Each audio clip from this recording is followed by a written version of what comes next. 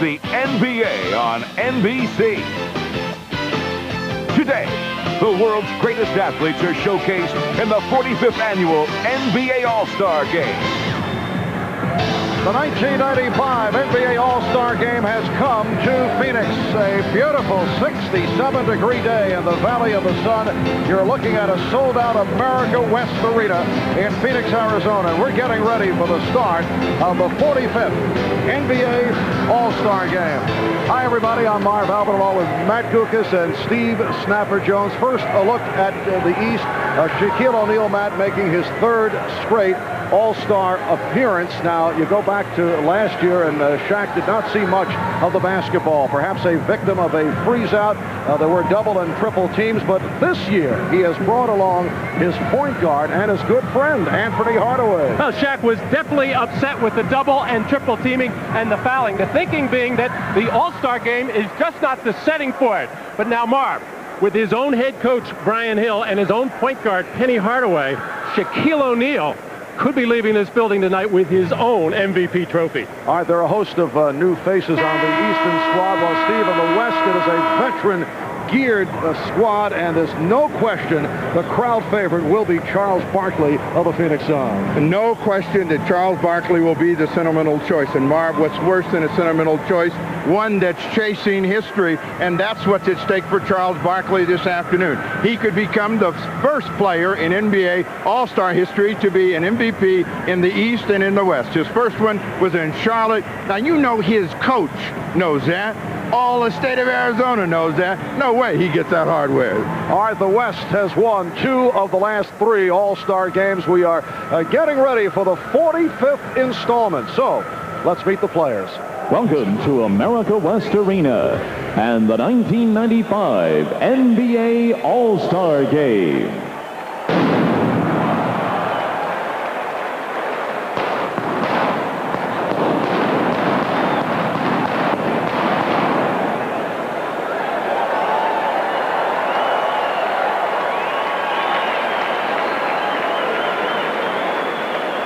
Ladies and gentlemen, here are your 1995 NBA All-Stars, beginning with the Eastern Conference. The head coach is a man who in 2 seasons has made his team a power in the Eastern Conference. From the Orlando Magic, Brian Hill. The assistant coaches are Tree Rollins and Tom Sterner of the Orlando Magic. The trainer for the East All-Stars is Gary Briggs of the Cleveland Cavaliers. This forward's defense, rebounding, and hustle have kept his team near the top of the Central Division. He's a first-time All-Star from the Cleveland Cavaliers, Tyrone Hill.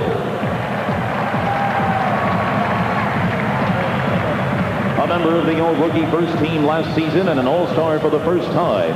He has the size to play inside and the skills to play the perimeter. From the Milwaukee Bucks, Vin Baker.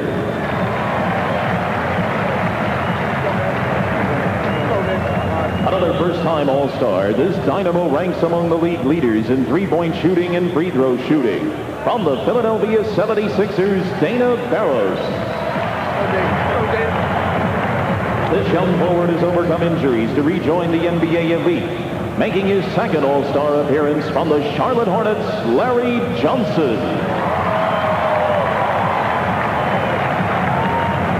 This classy veteran is an All-Star on the court and in the community. Playing at his 5th All-Star game, the captain of the Detroit Pistons, Joe Dumars.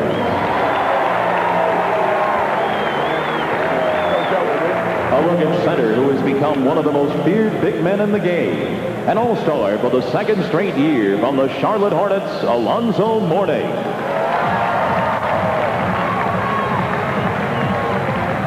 This 7-foot center led his team all the way to the NBA Finals last season. He's making his 9th All-Star appearance from the New York Knicks, Patrick Ewing.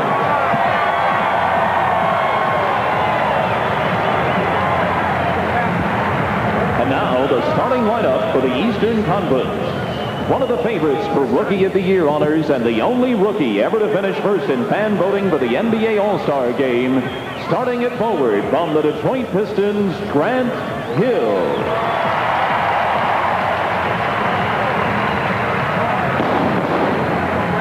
And at the other forward, a 5-time All-Star and the most valuable player of the 1994 NBA All-Star Game from the Chicago Bulls, Scottie Pippen.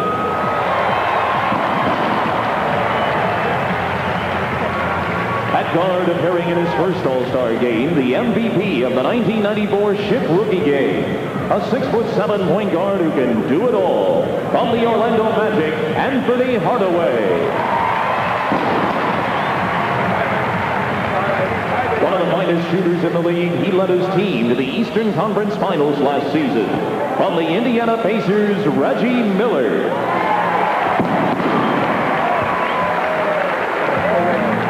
And at center, starting in his third straight All-Star game, an NBA giant in every sense of the word. He leads the league in scoring. From the Orlando Magic, Shaquille O'Neal.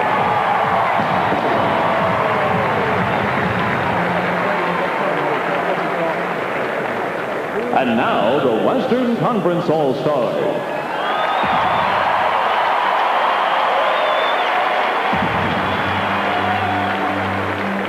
The head coach is an All-Star veteran, both as a player and a coach. From the Phoenix Suns, Paul Westphal.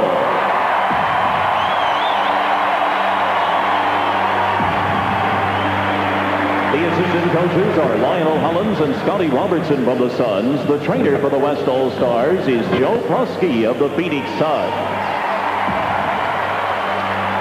Selected by the coaches, but unable to participate due to injury, from the Lakers, Cedric Ceballos.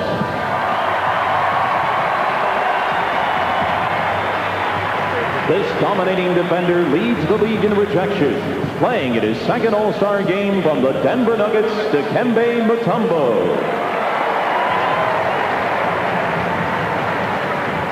This versatile forward handles the ball like a guard, and at 6'10", can more than hold his own in the front court.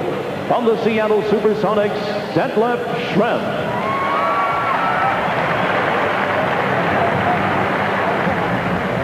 One of the best defensive players in the league and the leading scorer for the Seattle Supersonics. Playing at guard in his second straight All-Star game, Gary Payton.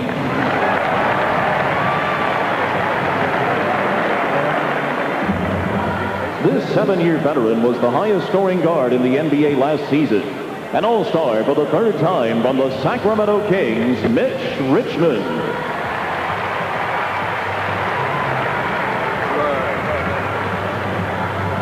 Making his 8th All-Star appearance, the league's favorite truck-driving power forward from the Utah Jazz, the mailman, Karl Malone.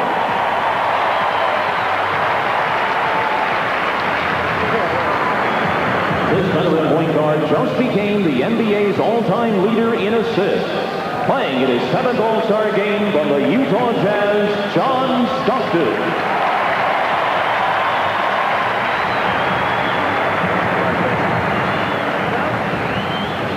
The captain of the San Antonio Spurs and one of the most dominant players in the league, playing in his 6th straight All-Star game, David Robinson.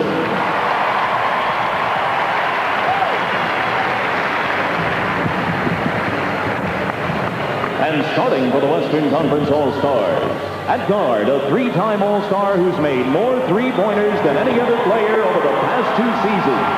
From the Phoenix Suns, Dan Marley.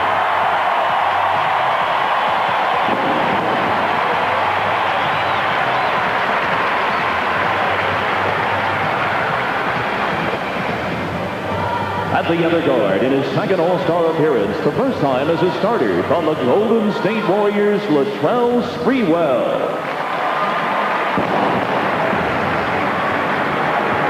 Let's go, baby. Let's go, baby.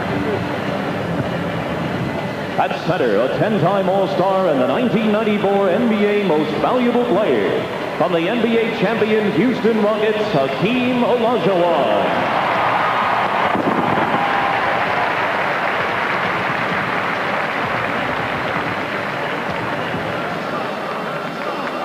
At forward, appearing in his 3rd straight All-Star game and one of the NBA's premier players. From the Seattle Supersonics, Shawn Kemp.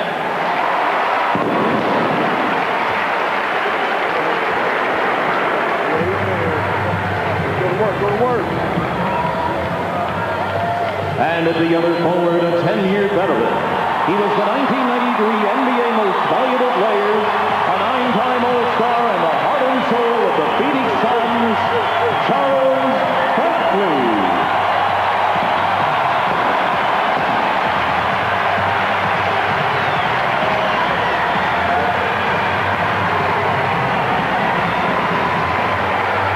Ladies and gentlemen, your 1995 NBA All-Stars.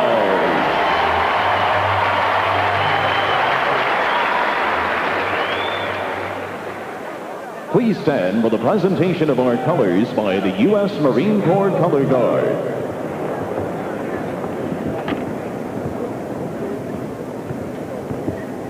Eat there. Halt. Oh, wait. Hey.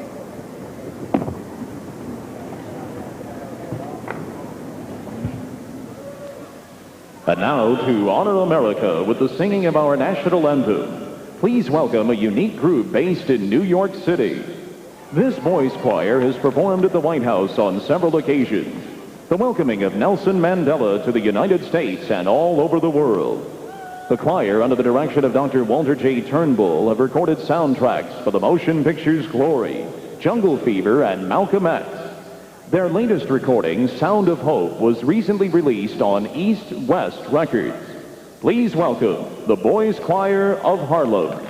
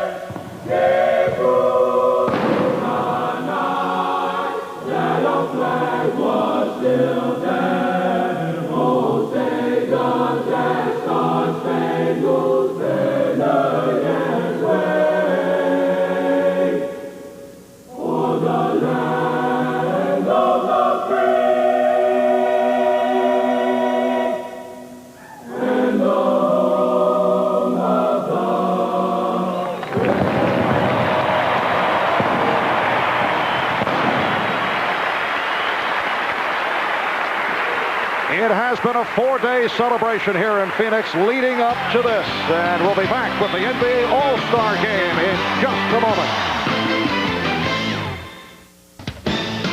The NBA All-Star Game is brought to you by Miller Lite. You can expect great things from the great taste of Miller Lite. By Eagle. Test drive an Eagle Vision at your local Eagle dealer. And by Nike, who encourages you to participate in the lives of America's youth.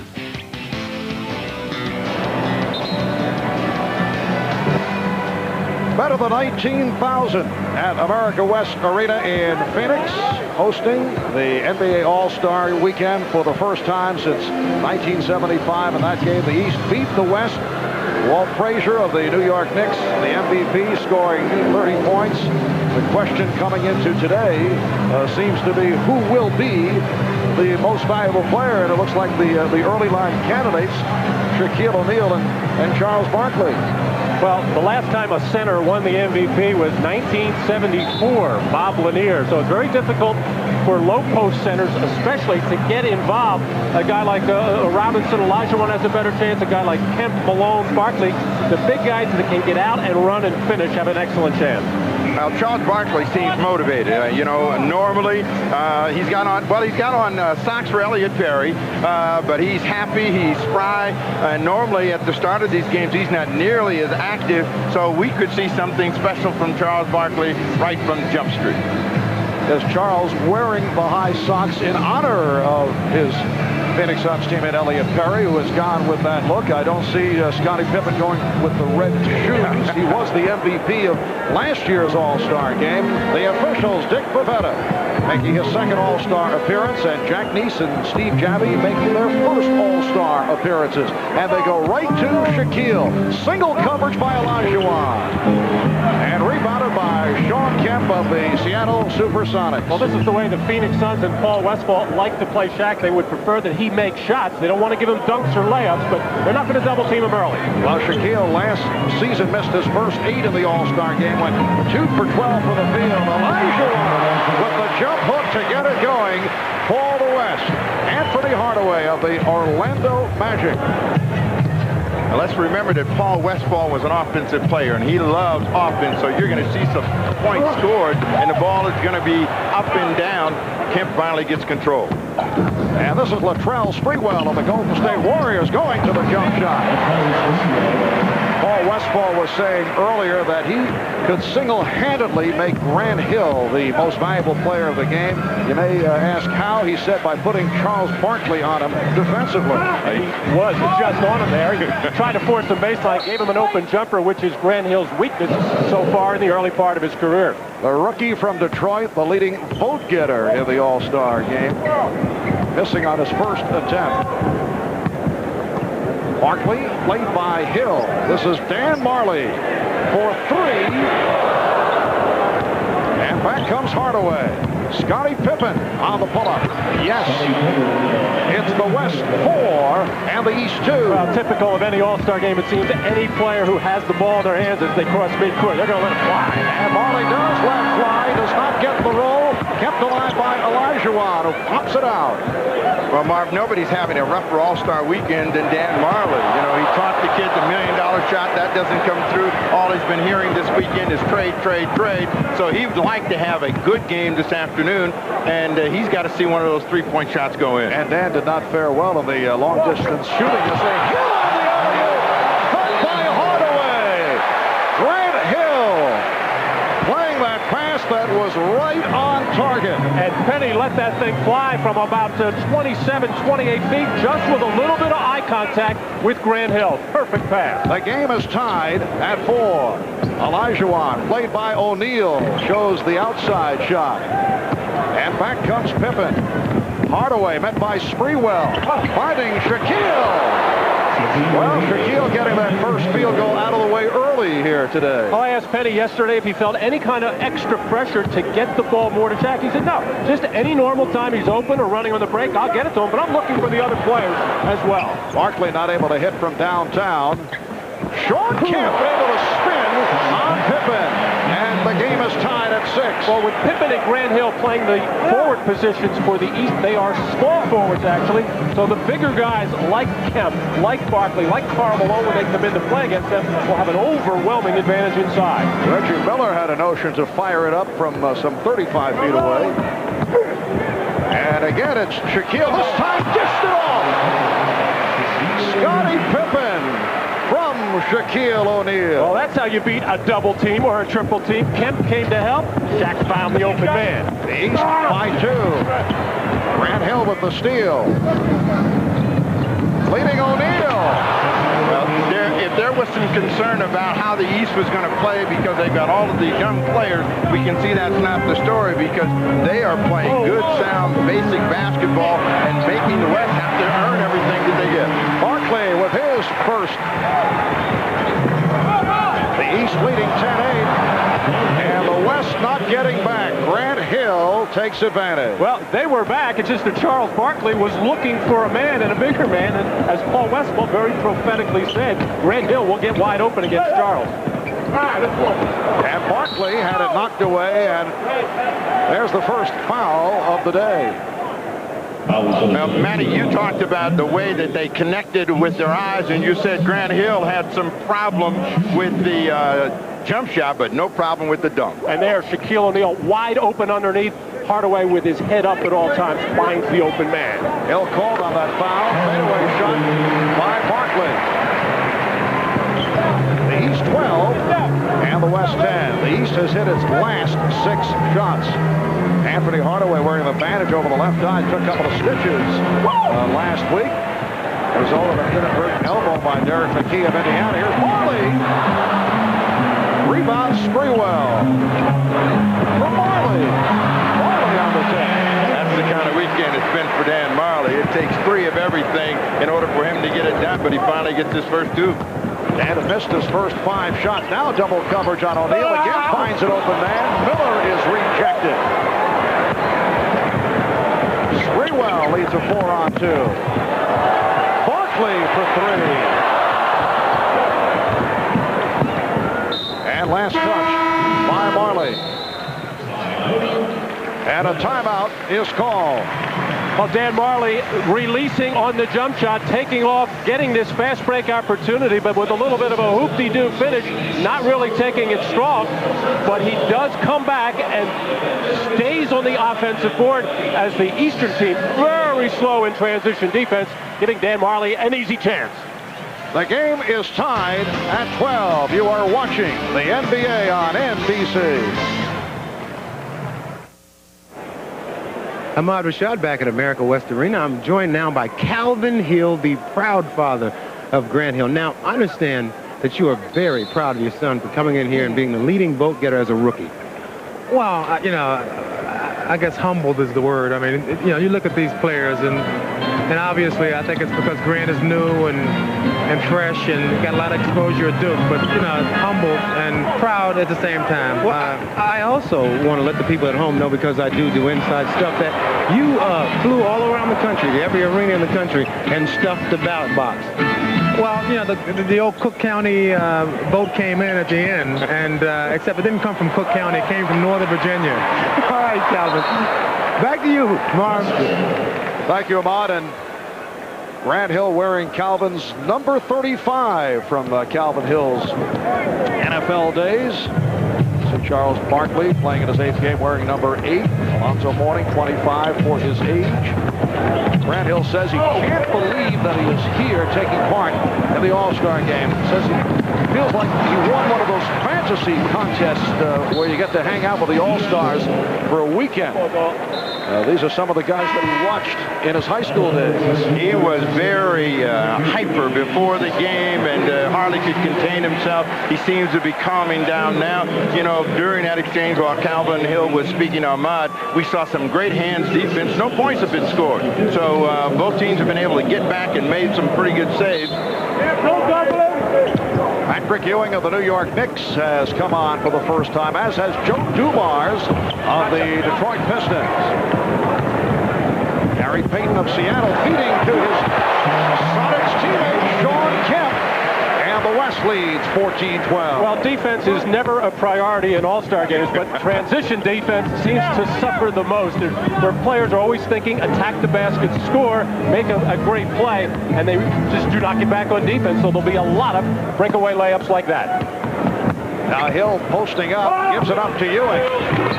So Patrick Ewing, who has performed very well in all-star competition, hits on his first field goal attempt, and the game is tied at 14, 5:20 remaining in this opening quarter. Olajuwon with a beautiful spin. And the West up by 2. A lot of that breakdown in transition defense, though, comes because you're not familiar with these guys. You don't know when the shot's going to come up, and you're caught looking. Scottie Pippen, a forced shot. Ewing. And Patrick Ewing hitting on his first 2. Made reference earlier to the trade rumors revolving around Dan Marley, and Dan says that it has already spoiled his weekend. Foul called on Hill. Well, next week, Marv, you and I will be in New York for a rematch of sorts of the NBA Finals. These two teams have already met once on a beautiful spin move by Akeem Olajuwon against Ewing. And now Patrick left wide open as Grant Hill threw the defense to him and shoveled off nicely. And that might be the difference between the two centers, and that one likes to get inside a little bit more. Patrick Ewing has a tendency to stay out on the perimeter a little bit more, but they're both having great seasons. Alonzo Mourning called for the foul, and Sean Kemp will go to the line.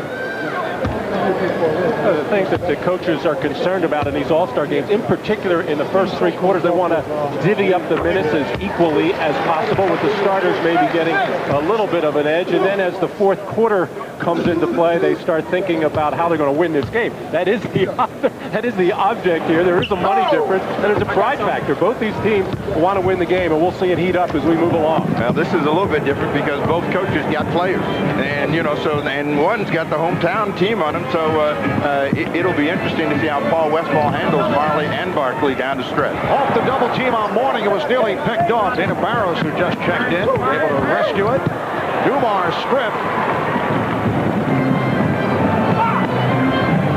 And Mitch Richmond with his first opportunity. Larry Johnson chasing it down and able to save it to his Shawnee teammate, Alonzo Mourning. Dana Barros of the 76ers for Patrick Ewing. On the Knicks, the foul is called on Kemp, getting the shoulder in on Ewing. Patrick Ewing playing his best basketball as a pro. He was the player of the month in January. They see the move by Ewing, which will put him at the line. And Marv, you've talked about it many times, the reason that Ewing is playing so well and had such a great month. His health is better.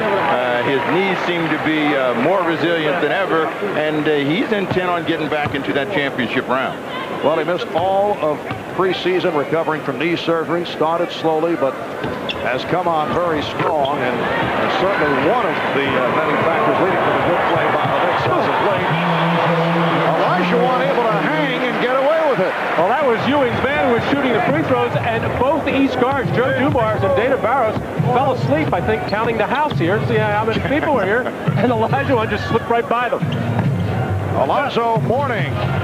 Rebound missed by Ewing. Olajuwon pops it down and overthrows Kemp. Charles Barkley likes to throw this ball long anyway, and that's one of Phoenix's favorite plays. And when he sees a white jersey down there, he makes a perfect catch. Can't say the thing for Olajuwon. He's a catcher, not a pitcher. 3.5 remaining in this first quarter. Barros looking for his specialty. A three-point shot. And here's Gary Payton pumping it down to Sean Kemp, trying to take advantage of the mismatch, and the foul is called on Mourning. Barros was the man at first attempting to guard Kemp. That's typical Western Conference basketball. Always looking to run, always looking to make the longest outlet pass possible to get the easiest shot. Steve, you're laughing at me. 7 of the top 9 scoring teams in the league, all from the Western Conference, and the other 2 from warm weather cities, Orlando and Miami. It's spoken like a coach in the East. The object is to get the ball in the hole as quick as you can, as easily as you can. I thoroughly agree. Now we're talking to a run-and-shoot style guy from the ABA, a 3-time ABA All-Star, should be pointed out, who likes the Western style. Hey, I don't think every player doesn't like to play that style. Foul called on Barkley. Charles Barkley earlier this week suffered an eye muscle bruise. That was Wednesday night against Utah. Sat out the second half. Said yes, he does have double vision, and made the point that he hopes he can see one of the golf balls tomorrow. Well, he plays 2 on every shot until he's happy. Larry Johnson at the line. Substitutions, Detlef Schrempf, one of 3 Seattle Supersonics to make the All-Star team. And David Robinson of the San Antonio Spurs check in, replacing Hakeem Olajuwon and Charles Barkley. Well, this guy at the free throw line has to be one of the biggest stories of the All-Star game. Larry Johnson and his career seemed to be spiraling downward. He finally rehabbed himself, and he's back to a dominant force in the East.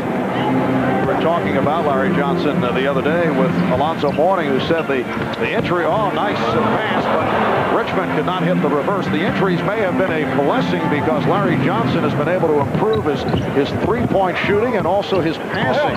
So other phases of the game have come on, although he does not have the usual explosion that he had in his earlier years. But it is much better, Mark, than what we saw in the summer at Toronto. So he is making strides in that area as well. Patrick Ewing called on the foul. The danger of defending David Robinson in an open court is you can get embarrassed. He plays like a forward. A nifty little crossover is the reason he gets to the basket. and Patrick Ewing has to slap him across the wrist.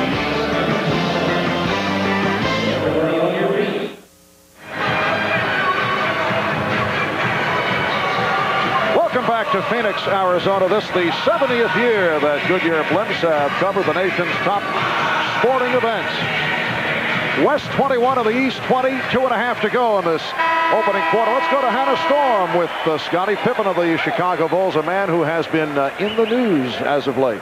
Well, and he's a guy who made quite a statement last year at the All-Star game, not only with his play, but with those ugly red shoes. I noticed that you're quite calmer this year, the black and red version. Yeah, this is the newer version of them. I was going to try the red ones, but I decided to come out with a little black. So I didn't think it would fit in with my purple too well. Well, you know, a lot of people have been hoping that you would wear a different color shoes maybe coming up. A lot of trade rumors flying this week. The folks in Phoenix have made it clear they'd love to have you here. Talk of you maybe going to the Rockets. Is it your sense that you might be traded, or do you think you might be staying in Chicago? Well, right now, I mean, I'm in Chicago, so, you know, I'm going to leave it at that, and just let whatever happens take place. You said you'd like to come here. Do you still feel that way? Well, definitely. I mean, this is a championship caliber team, a team that contend for a title. So if I'm traded here, you know, it'll be more than welcome for me. Scotty, with all the frustrations that you've gone through this season, how have you maintained an all-star level of play? Well, basketball is the most funnest thing in my life right now. And, I enjoy it when I go out and play. I play hard, and you know, it's just been the fun part of this season for me is that I've been having a good season and having a good time. All right, thanks, Scotty. Continue to have a good time this afternoon. Mark? All right, Hannah, Sean Kemp called for the foul to put Alonzo Mourning on the line. No question, Scottie Pippen looking to go elsewhere, but it's interesting how a trade was constructed the last couple of days, because he has been asked would he like to play for Phoenix, and of course he's saying sure. Most guys around the NBA wouldn't mind playing for certainly one of the best organizations in basketball. So a proposed deal was put together in the newspapers. Pippen for Dan Marley. Wesley Person was one that was suggested, and that's a deal really that can't be done. Person is in the first year of a contract, can't be included in a multiplayer trade, and the Bulls have indicated if a deal is made, they want lottery picks, and as we mentioned earlier, Marley has said this has all ruined his weekend because he wants to stay right here. Ruined his, and their GM and chairman of the board, Jerry Colangelo, has been having a little bit of fun with it, and they pushed it to a new level when he said it could be 50-50 that it was possible. Or he said 50-50 that it might not happen. David Barrows hits the three, and the West leads 25-24. And back comes the East. Dumar's given the shot. Rebounded by Robinson of the Spurs. And here's Richmond of the Sacramento Kings. Schrempp. Payton and Richmond in the backcourt now. Schrempp with Robinson and Kemp up front. Schrempp with three. And Mourning rebound. Well, about 11 seconds went off the shot clock at that time. They might as well turn that thing off. Both teams looking to be very aggressive offensively. The first shot that shows, it's going up. Barros went wide of the mark, and Robinson with the rebound. Real question, Matt, will be can the East really take the pace of the game since they are not used to up and down, up and down. And Sean Kemp knocks down his third field goal. I don't think there's any question that they will be able to play that pace. As I said before, they all like to run up and down. Remember the Charlotte Hornets? They used to go up and down. Now they're a more defensive-oriented team. We have two Hornets out on the floor right now. Kemp is the high man. He has 9 points. He's hit 3 of 3 from the field. Nice hook by Mourning to answer for Alonzo his first field goal. The West leads by 1, and again the fast break pays off. It's Kemp with 11 points. The West 29 and the East 26. Half minute to go in this opening quarter.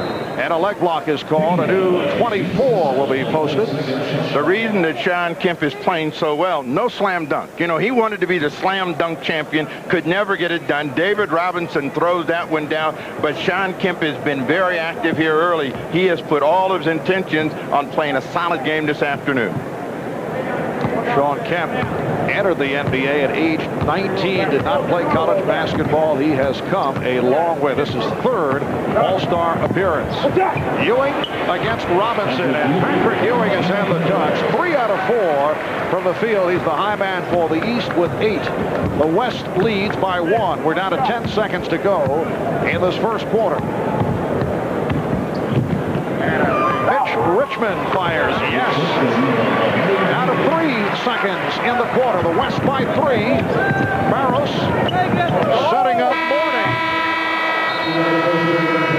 So that is the end of the first quarter of the 45th NBA All-Star game in Phoenix. Shawn Kemp has led the way, 4 of 5 for the field. He has 11 points in all. Shawn Kemp was able to beat everybody up and down and show a lot of that athleticism. Boy, he's got his eyes on an MVP, stealing it from my man Charles.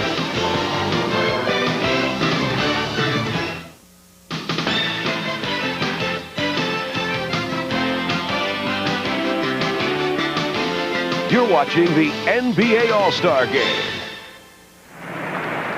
Ahmad Rashad back at America West Arena here in Phoenix, and I'm with Charles Barkley. Charles, one thing I noticed right off the bat are these high socks and the number 8, which is not your number. Explain that to me. The socks are for Elliot Perry. He's been the reason why we had the best record in the league, and I want to reward him. The number 8, I wanted to get his number, but Mitch Richmond had that because Akeem took my number because he's rude. But number 8, that's how many All-Star games I played in. All right, but now tell me this. It's in your backyard here. Any pressure on you to be the MVP? Oh, no. I've got it once, and it'll just be something else to clutter up my house. You know what? Elliot looks better in those long socks than you do. This is not made for fat people. This is a look for skinny guys. All right, Marv, back to you. Who's running a Charles material today? Little stand-up by Charles, who was the MVP of the 1991 All-Star Game in Charlotte. I'm sure another MVP award would clutter up the house. Second quarter is underway. The East 11 for 25 from the field in the first. The West 13 on 27. Dikembe Mutombo of the Denver Nuggets on the floor for the first time. Peyton not able to hit that three-point attempt. And last touched by Vin Baker of the Milwaukee Bucks, who has come on for the first time. Vin Baker is just tickled. I spent some time with him the other day. He just can't believe he's here. He's playing with a losing team, but all the coaches in the Eastern Conference have seen quite a bit of Vin that they like. And Mutombo, a man who did not make the squad originally, was very upset about it. Then when Cedric Ceballos suffered the injury, Mutombo was added to the roster. The West leading 33 to 28. Reggie Miller for 3. And back comes Peyton. Peyton and Barros used to be teammates, and Peyton is saying, I can still get by you, and gets an easy score. Shaquille O'Neal. So Shaquille on the drive. The Western squad with Peyton and Richmond in the backcourt. Schrempf up front with Mutombo and Robinson. And Detlef Schrempf able to hit on his first field goal. The West has opened up a 7-point lead. It's their biggest lead of the game. Larry Johnson, Shaquille O'Neal, and Vin Baker on the front line for the East. And Barros and Reggie Miller in the backcourt. They double-team Shaquille. Barros for 3 from way downtown. Rebounded by Baker. The box out by O'Neal. A bullet pass for Baker, who was stripped. And here comes Peyton. The hot dog move by Peyton, and then comes up short. Gary Payton's eyes have lit up when he has little Dana Barros in the open floor. He's thinking take him to the rim because the first couple of perimeter shots by Gary haven't been close. You see him right there, but that's prime time. That's not hot dog. That's prime time. Oh, I see. It's all point of view, isn't it, Steve? Mitch Richmond with 4 points. And the West leading 39 to 30.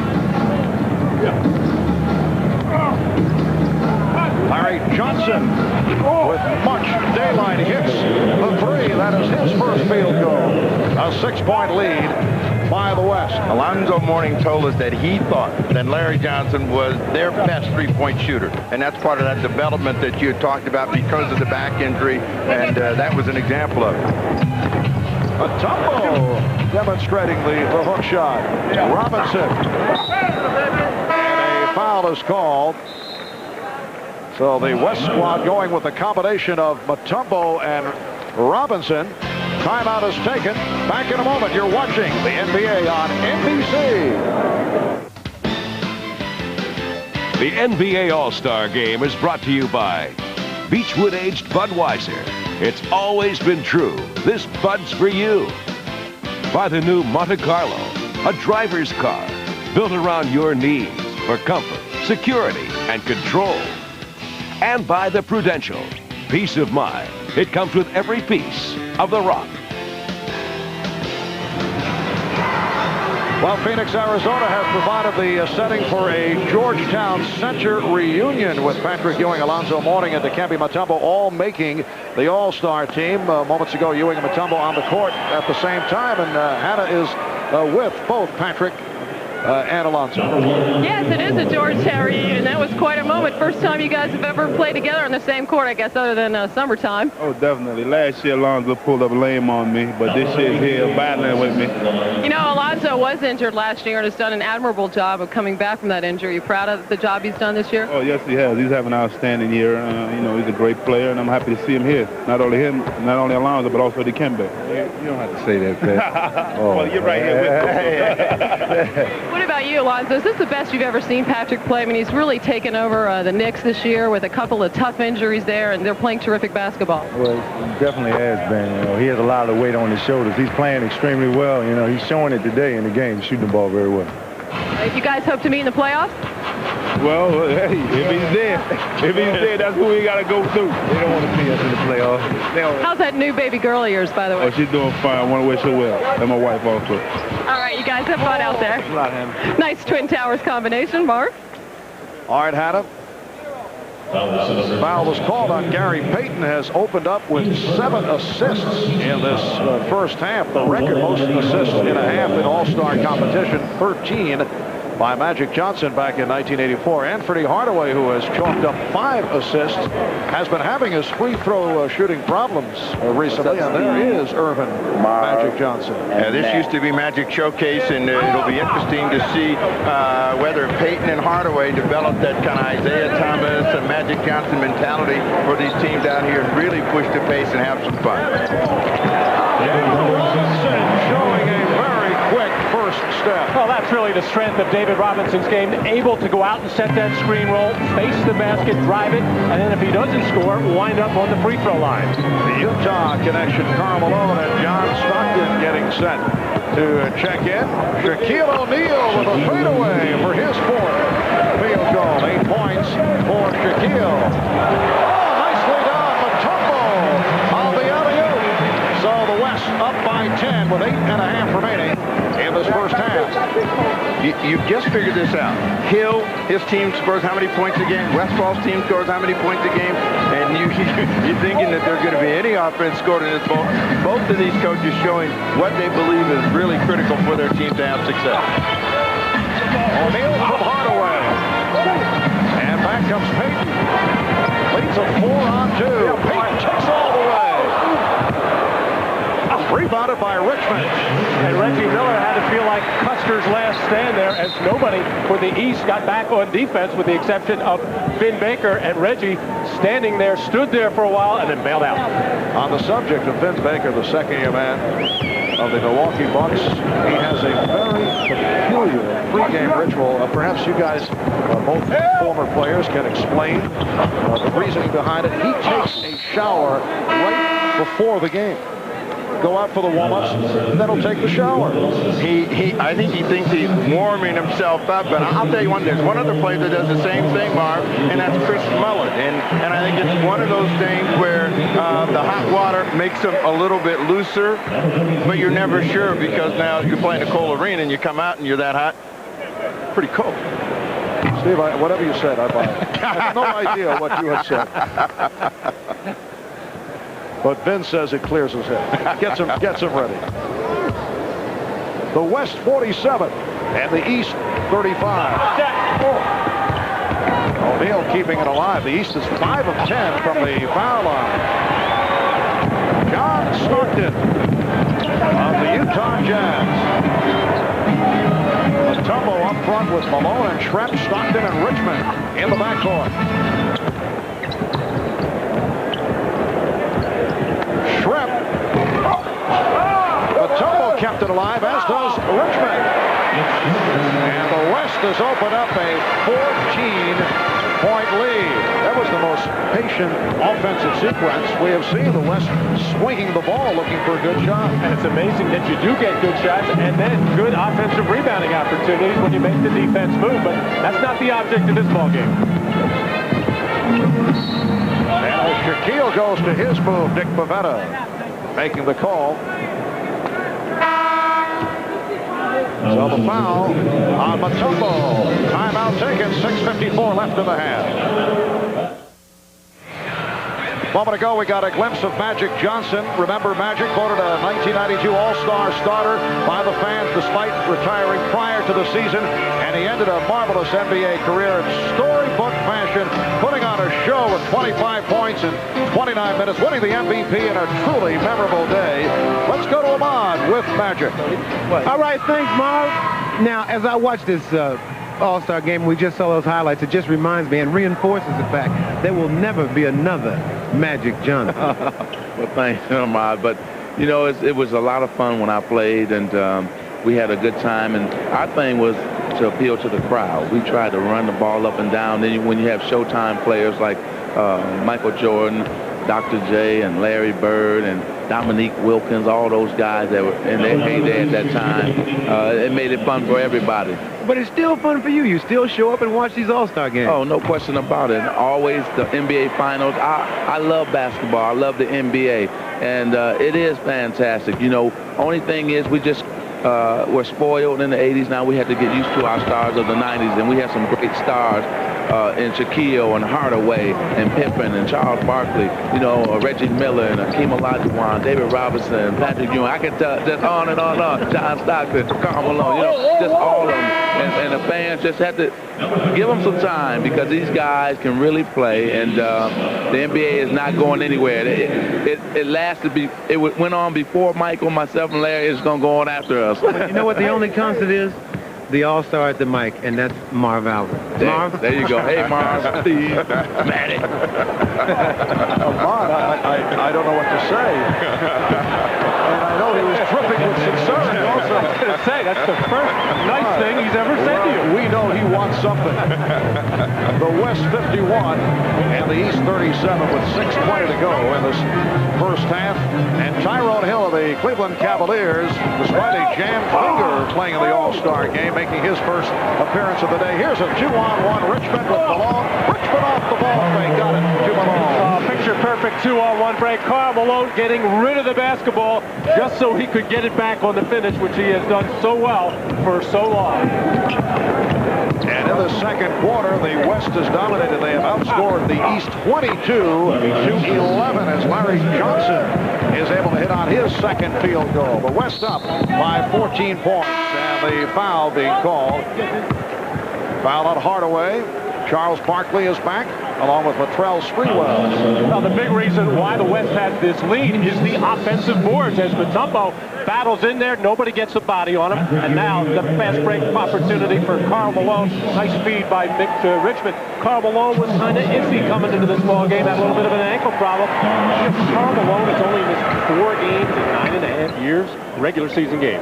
Now, that's been tremendous resiliency, but I think you hit it right on the head that where the West is dominating this game has been their ability to strike quickly and easily in transition and on the glass. They've almost been able to do whatever they want. 6 points for Barkley, and the West is up by 16. Hardaway getting an extra step or two on that sequence, and Ewing was able to finish it off. So the West leads 55-41. Well, Javi would have had something to say about that normally, and that might even have resulted in a tee, but it is an all-star game. Mutombo setting up against his good friend Ewing, had nowhere to go. Sprewell, played by Pippen. Malone. Malone. Along with his second field goal, he has 4. Marv Albert, along with Mac Dukas and Steve Snapper Jones. Bob Costas and Julius Erving will be on hand at halftime. Hill lost it. Recovered by Hardaway. Hardaway blocked. Rebounded by Hill. Oh! Hill gets inside. Yes, and it counts. Tyrone Hill of the Cleveland Cavaliers with the basket, and he'll go to the line. Hill is a guy that said it didn't matter to him whether he got chosen to the All-Star team. It's a great honor, but showing you why he is such a valuable commodity to the Cleveland Cavaliers. Always in and around and close to the glass and cleans up. All these guys that are hurt, they always say the same thing. I could have used the time off, but you can't pry them away from the weekend once you get them here. He did not want to be put on the ballot, and actually he felt that his teammate, John Hot Rod Williams, actually deserves to be voted on to this team by the coaches. And again, but Tyrone Hill, I think, very happy he showed up. Foul line violation, giving the ball to the West. Yes, Hot Rod Williams has had an excellent year. You could also make a case for Hot Rod of those injury-battered Cleveland Cavaliers. 4:20 remaining in the first half. Backdoor pass for Barkley, and it will count as a goaltend. Stockton gets credit for the field goal. So unusual to be watching the East team right now with Scottie Pippen, but Charles Barkley always with the head up, found Stockton on the back door as the clear goaltend call by Patrick Ewing. But Scottie Pippen playing a lot without the basketball. He's not used to that. He likes to feel that leather in his hand. Ewing had his pass intercepted by Sprewell. Too many white shirts. Benson Barkley finishes it off. The West 61. The East 43. Scottie Pippen off the fake, and then Barkley got back. Nice recovery, and it's last touch by Pippen. Well, Charles Barkley starting to get involved now, and that will really get this crowd going as Sprewell finds Charles streaking down the left side, and then Charles getting back in transition defense, which is something he has always done ever since he got in the league. He knew it meant playing time to him. Malone given the open shot, and following the hesitation, able to knock down the jumper. He's 3 of 3 for 6 points. This Western Conference team looks very sharp right now. Everything they do looks very synchronized. Well, they're shooting 57%. They've hit 28 of 49. They are in the midst of a 7-0 spurt. And Grant Hill with his third field goal. He has 6 points. Brian Hill has gone to a Detroit combination with Dumars and Hill to see if they can't get something going for the East. Sprewell for 3, way off. Rebounded by Tyrone Hill. And Pippen chased by Stockton. Gets to Ewing. A little traveling music, perhaps. All he needed was a trampoline. Barkley giving it off to Sprewell. Now, the guys in purple are going to have to call 911 because they're having trouble getting up and down. Grant Hill's the only one that really is staying fresh in his transition game. 63-47, the West with the lead. Sprewell looking for the foul call. He's looking in the wrong direction this afternoon because we have seen very few whistles on obvious violations. Open shot for Hill.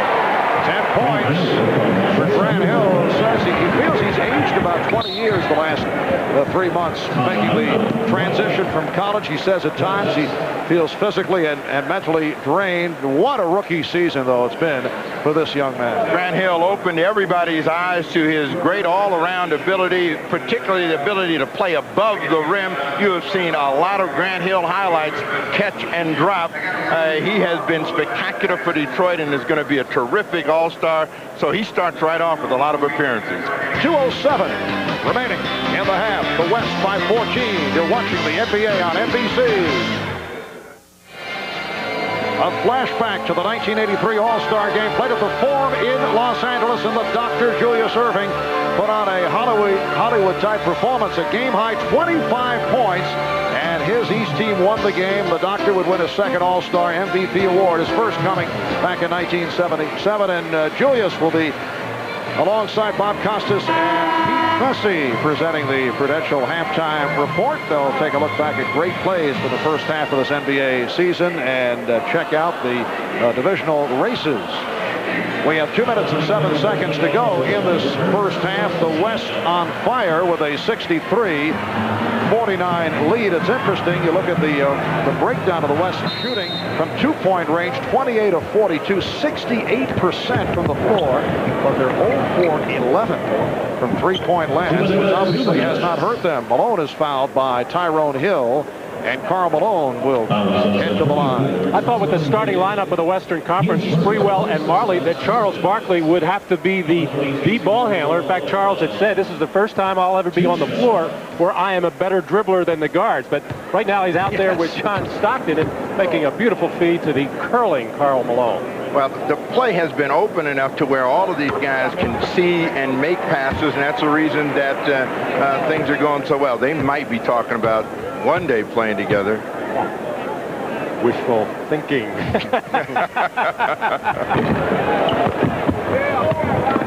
High point man of the game, Sean Kemp leading the West with 11, 10 apiece for Shaquille O'Neal, Grant Hill, and Patrick Ewing. Dumars played on a switch by Elijah Wan. Shot clock is actually down to 5. And Ewing strip. Stockton has a 4-on-2. Barkley. Well, that's one we have not seen in the Charles Barkley repertoire. 10 points for Charles. Pippen for 3. Yes. Scottie Pippen answers, and the West leads 66-52. Brian Hill is probably going to look at that stat sheet at halftime and say, let these guys shoot three-pointers. We can't guard them inside, so if they just sag everything in, we might see a change. But right now, it's been a dominant effort by the inside people up front for the West. Karl Malone has 9 points. Earlier today, Rush Limbaugh, as we saw on the pregame show, talked to the West squad as per request of Paul Westphal as Rush turned it around. Malone was able to slam it. I'm assuming, though, that, and as I watch Malone come in from the right, that there was heavy emphasis to that side. 40 seconds to go in the first half. 70-52, commanding lead by the West. Dumars with his first field goal. Steve, you mentioned that Brian Hill will talk about letting them shoot the threes. First of all, his team's going to have to get back on defense and then rebound. Timeout has been called with a half-minute remaining in the half. Don't get up in no 20s now. You talk about Karl Malone and coming in from the right. He's been effective in a short period of time. I mean, Matt Gukas wrote me a note. Stockton and Malone haven't played, and about 15 minutes had gone by. Suddenly, they're in the ball game and a huge impact. Malone showing the ability to shoot. That's the biggest improvement in his game. He's always had the power. And how many times has John Stockton made this play? Of his 900 assists, about 7,000 of them had to be to Karl Malone on plays just like that. Yeah, he's John Stockton is closing in on 10,000 career assists. You look at what Karl Malone has been able to do in all-star games. He knows how to get the ball in the hoop. And Dumars comes back for the East. Nice lead pass. Joe Dumars finding Alonzo Mourning on the hop. Scottie Pippen. They have gone to the backcourt, but no violation of small. And a loose ball foul against the East. Joe Dumars with great vision finds Alonzo Mourning, and Mourning is not going to miss this one. And even though Malone got a piece of it, the power of Mourning showing right there puts the cap on it. Smiling about that. Give me 2 more of those. And to show you it is an all-star game, Scottie Pippen getting that steal at midcourt with about 17 seconds to go in the half. Normally the coach will hold you, make you hold it out. Let's take one shot. Scottie was open. He let it go. Alonzo Mourning called for that foul. It puts the East over the limit. And the West has outscored the East now 40-28 here in the second quarter. Karl Malone has 12 points. And Karl Malone, normally the guy in the league who goes to the free throw line more than anybody. That's Shaquille O'Neal and David Robinson. Now, the Karl's down to about 8 a game, mainly because he's become more of a face-up jump shooter from about 17 feet. Less free throws for him. His free throw shooting has come a long way since his rookie season. Final seconds of the half. Hill. Rebound Malone. Stockton eyeing the clock. Let's loose. And that is the end of the first half here in Phoenix. with the West leading the East 72-56. 55% shooting by the West. The High Point men, Malone with 12, 10 apiece for Grant Hill, Shaquille, and Patrick Ewing. Stay tuned for the Prudential halftime report coming up right after these messages.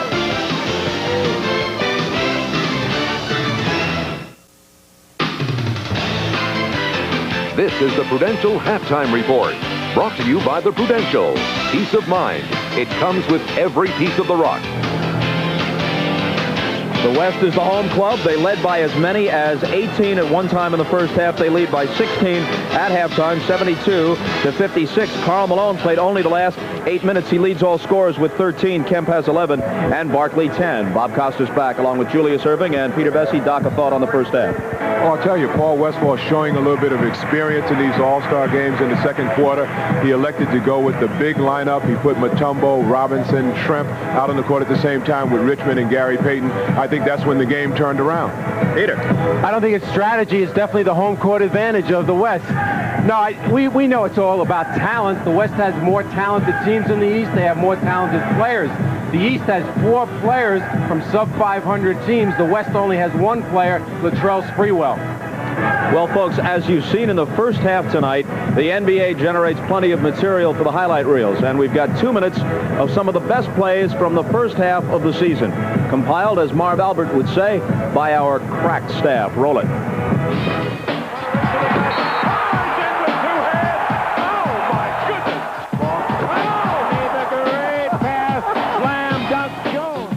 Here's O'Neal.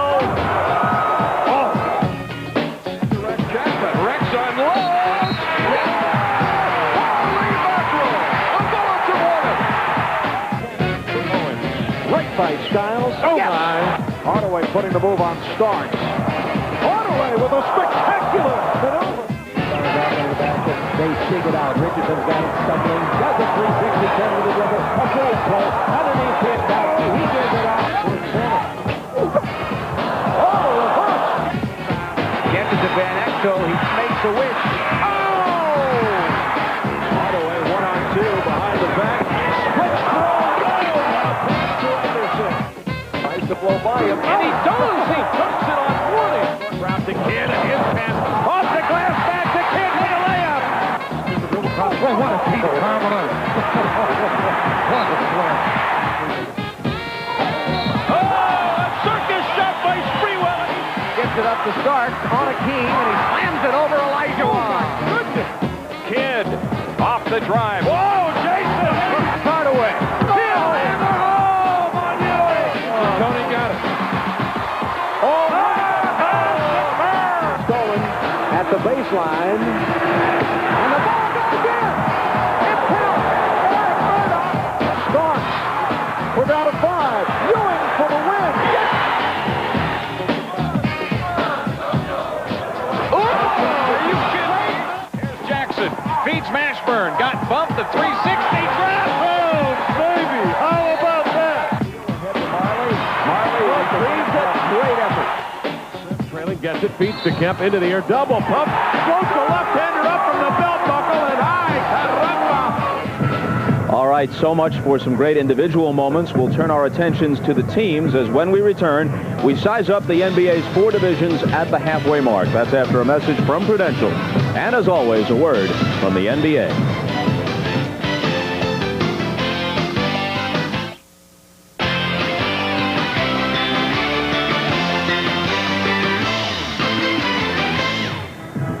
At the half, the West leads the East 72-56 in the All-Star game. We've seen some of the best plays from the first half of this NBA season. Now let's take stock of the 4 division races and see how those races look at the halfway mark.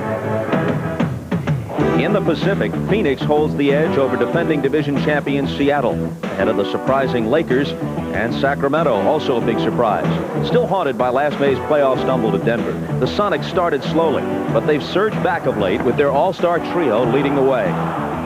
Meanwhile, it's the Suns who boast the NBA's best record, but now they must cope with the season-ending loss of versatile forward Danny Manning. And I just have to make sure that when surgery comes, I come out of surgery, I work as hard as I possibly can to get back. Psychologically, it won't affect us. because once the game starts, we've got to do what we need to do. In the Midwest, it's Utah atop the division, with San Antonio and Houston giving chase. Last season's NBA champion Rockets dream of a repeat, but they're also discovering the difficulty that comes with wearing the crown. Every night, you've got to be at the top of your game because people are going to try to knock you off the mountain. And while the disappointing Nuggets and their new coach are struggling to regain some of last year's playoff brilliance, it's the Jazz who streak to the top of the division by winning 15 games in a row on the road at one point, as they become the league's most accurate shooting team. I think these guys have overachieved. If you look at, I don't think anybody in this building would have ever said this team would have had played it where we are today. In the East, the Hornets are buzzing, leading the Central over the Cavs, Pacers, and Bulls. In Cleveland, Mike Fratello's injury-riddled lineup is winning nonetheless and doing it with defense, giving up an NBA low of just 89 points a game.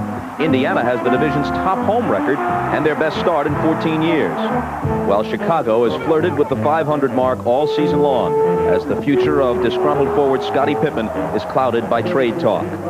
But in Charlotte, the Hive is alive and humming as the Hornets have soared to their best start. They're in first place later in the season than ever before.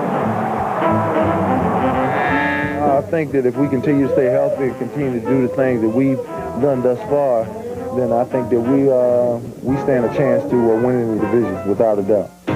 Orlando is the powerhouse in the Atlantic, turning the division into a two-team race, and at that, the Knicks are a big 6.5 behind after a sluggish start and the loss of Charles Oakley. The Knicks won 13 of 15 in January to close the gap a bit against their new arch rival.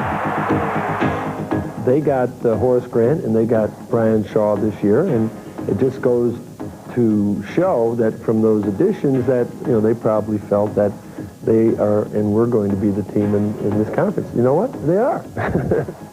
And the record proves it, the best in the East after starting the season with 21 consecutive wins at home, a pace that's 10 games better than their 50-victory clip of last year. New York is the team that we're going to have to beat in the Eastern Conference. And until we do that, they're the better basketball team. So, we have all the respect in the world for the Knicks. Well, Doc, the Knicks may not make up the 6.5 games in the division in what remains of the regular season, but they've got a crack at them in all likelihood in the playoffs. Oh, definitely, yes. And even during the regular season, they have over 30 games left. They're going to play one another several times. So the Knicks have an excellent chance of trying to catch Orlando. Orlando hasn't hit a stretch where they've had a great deal of adversity yet. And then we can't forget about the Charlotte Hornets. The Charlotte Hornets are the best team not to make the playoffs last year, and that was only because of injuries. So they're definitely a contender. Speaking of adversity, no team experienced greater adversity recently than these Phoenix Suns losing Danny Manning. That's right. They were right in there for the championship from the beginning, Houston and Seattle being the other two teams. Of course, Utah has come on strong. San Antonio, no one thought they'd be that good. I think the key in the second half is who is going to get Scottie Pippen, who is going to get Clyde Drexler, will Kendall Gill be traded? Check back with me after the February 23rd trading deadline, and I'll tell you who's going to win. Well, so much for the second half of the season. On to the second half of the All-Star game, with the West leading it 72-56. We'll send it back to Marv, Matt, and the Snapper after these messages from your local station. This has been the Prudential Halftime Report, brought to you by the Prudential. Peace of mind. It comes with every piece of the rock.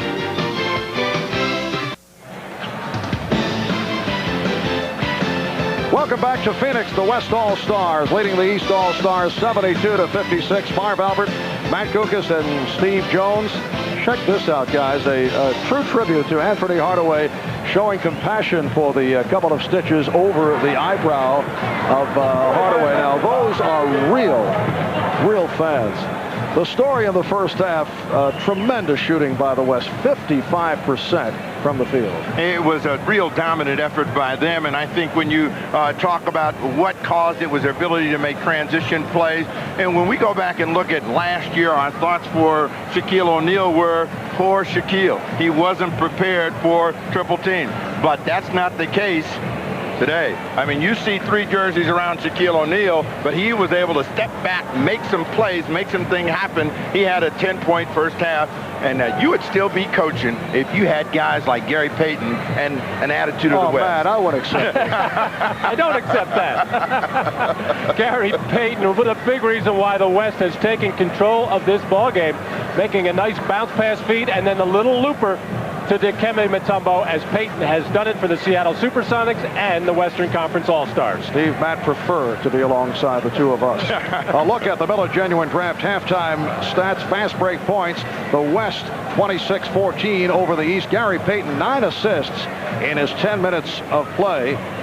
And a look at the shooting, the East 23 of 49, 47% of the West 31 for 56, despite the fact they have not been able to hit the three-point shot. They've been doing it from two-point range. Karl Malone, 13 points on 5 of 5 from the field and 3 of 4 from the line. So in this 45th NBA All-Star game at the half, the West up by 16. We'll be right back.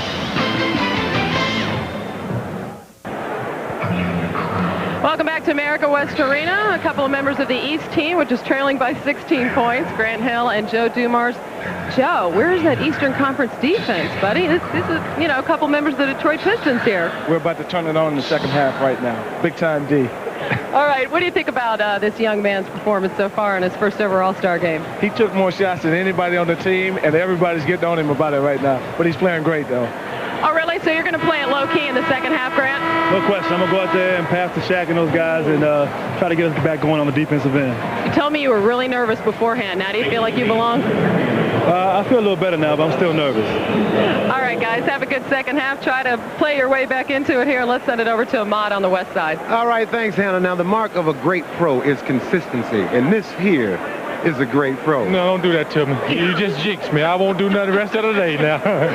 You guys have started out like wildfire out there in Utah. 15 straight road wins. You guys are making some noise. Ahmad, we knew we had a ride when you showed up to do an interview on it. That's when we know our ship it came in. Now, we've playing really well as a team. All the guys off the bench in Utah are doing a great job. Adam, David, Brian, Jamie, all those guys doing a heck of a job for us. So it's really neat to see that, but we're still not where we want to be at yet. But we don't want you to come back to Utah no more. Now, you wait till the end of the year to come back. I'll be back. Well, come back after all of it's over with now. Don't jinx us. All right, Carl, back to you, Marv. All right, Ahmad being shown the that he's very welcome back in Salt Lake City. Karl Malone in his 8 minutes, 5 of 5 from the field, 13 points in all. Joe Dumars mentioned the shot total of Grant Hill. He took 8 shots in the first half, which was high for both ball clubs. So look at the leading scorers in the first half. The West with 72 points in the half. The All-Star game record is 87 by the West. There's a couple of guys in the backcourt starting for the East that have drawn donuts, and we'll see if they make something happen and get into this game. Miller and Hardaway have been non-existent. Olajuwon had it knocked away. And back comes Reggie Miller. Anthony Hardaway and Reggie Miller in the backcourt. Scottie Pippen, Shaquille O'Neal, and Alonzo Mourning on the front line.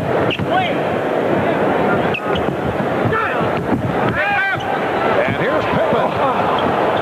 Rebounded by O'Neal. And Shaquille fouled.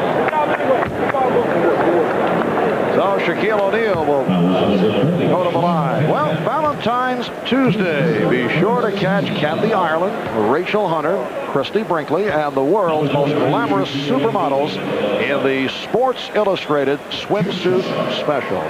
That's Valentine's Tuesday at 10, 9 Central, right here on NBC. Matt, why are you looking at me like that? It's one of your best segues I've ever seen. Back to the game. I'm really not surprised that that Brian Hill has gone with Alonzo Mourning to kind of match the power runners of the Western Conference. Kemp, Barkley, and Malone really hurt the East in that first half. Brian Hill has sat Grant Hill down to go with Mourning, the power runner for the East so far, or should be in this third quarter. Olajuwon. Hakeem Olajuwon. Last season's MVP, the Defensive Player of the Year, Most Valuable Player of the Finals, leading the Rockets to the NBA Championship. Here comes Barkley. Try to set up Sprewell. Last touch by the East. Obviously, there has been a lot of sun time for the guys in purple because they're always late getting back. And there were 4 white jerseys to 2. That's the best part about coming to play to a warm weather city. Guys from the East are not adjusting very well. And Mourning able to rip it down.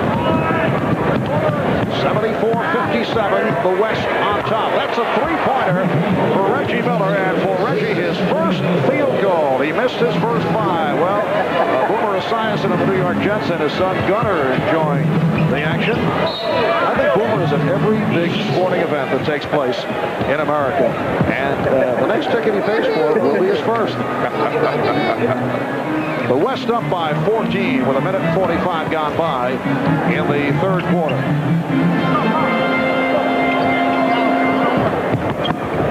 Pippen to the fadeaway. And Elijah Wan leading a 3-on-2. Springwell for Marley, who sets for 3. Yes. Dan Marley hearing it from the Phoenix crowd. He now has 5 points, and it's a 17-point Western lead. Morning. That was the first three-pointer by the West. They had missed their first 11. Barkley. Rebound, Barkley. The West 79, the East 60. And the Western Conference just shoving it down the throat of the Eastern Conference, who just can't seem to put the ball in the basket, and then they compound it by not getting back on defense. That is depth. The last time Barkley looked around to see if any purple jerseys were coming, and all of a sudden realized there wasn't, so he just went all the way in. Shaquille O'Neal. He has 13 points. The West has won 2 of the last 3 All-Star games. Overall, the East with 28 wins, the West with 16. And a foul has been called. The outside man, Steve Javie, indicating Shaquille O'Neal on the personal. Things clogged up inside for Shaq, so he is working on his little fadeaway jump shot, which has gotten better and better over the last 3 years, along with the jump hook. We haven't seen much of the jump hook tonight. That has almost become his go-to move. Of course, the signature move is still the power slam. But if he can ever develop that face-up shot like Patrick Ewing, like Robinson, like Ewing, it is really going to add a major dimension to his game. Mark, we have a chance to get a historical perspective here. Matty played with Chamberlain. The difference or the similarities between O'Neal and Chamberlain? Well, overpowering players inside, no question about that. But, you know, there's been a lot of talk about that. It's so difficult to compare players from different eras. Even Wilt Chamberlain is saying right now, with his eyes wide open, this young man is something very, very special. Hardaway trying to get on the scoreboard, draws a foul from Elijah Wan, but that's the first time we've seen him close on the finishing end of a fast break, and he is really an electric player. And as much as he talked about making this a special All-Star game for Shaquille O'Neal, he has struggled this afternoon. It's been a tough time for him to really get it. You would think that he's Grant Hill, and it's the other way around. Matt, to take the Chamberlain-O'Neal comparison one step further, who's the better free throw shooter? I know the big fellas out there. I noticed the hesitation. Shaquille. Sorry, big fella. That was a long pause. You know that you're going to hear from... Oh, I know I'm going to see him. The alley-oop thrown away. Pippen firing it to the stands. 79-64. The West in front, 8.5 left in this third quarter. Elijah Wan to the spin. Played very well by O'Neal. Morning with the rebound.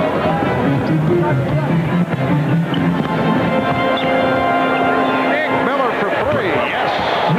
Reggie Miller hitting on his second straight 3. He is one of the superb pure shooters in the game, and if he gets started, he's hit 2 in a row. He's cut the West lead down to 12. 7-0 run by the East. A little bit of defensive energy and rebounding has brought them back along with the long bounce. And it looks like the pride of the East is beginning to show up. And shot by Barkley, claiming he was hacked.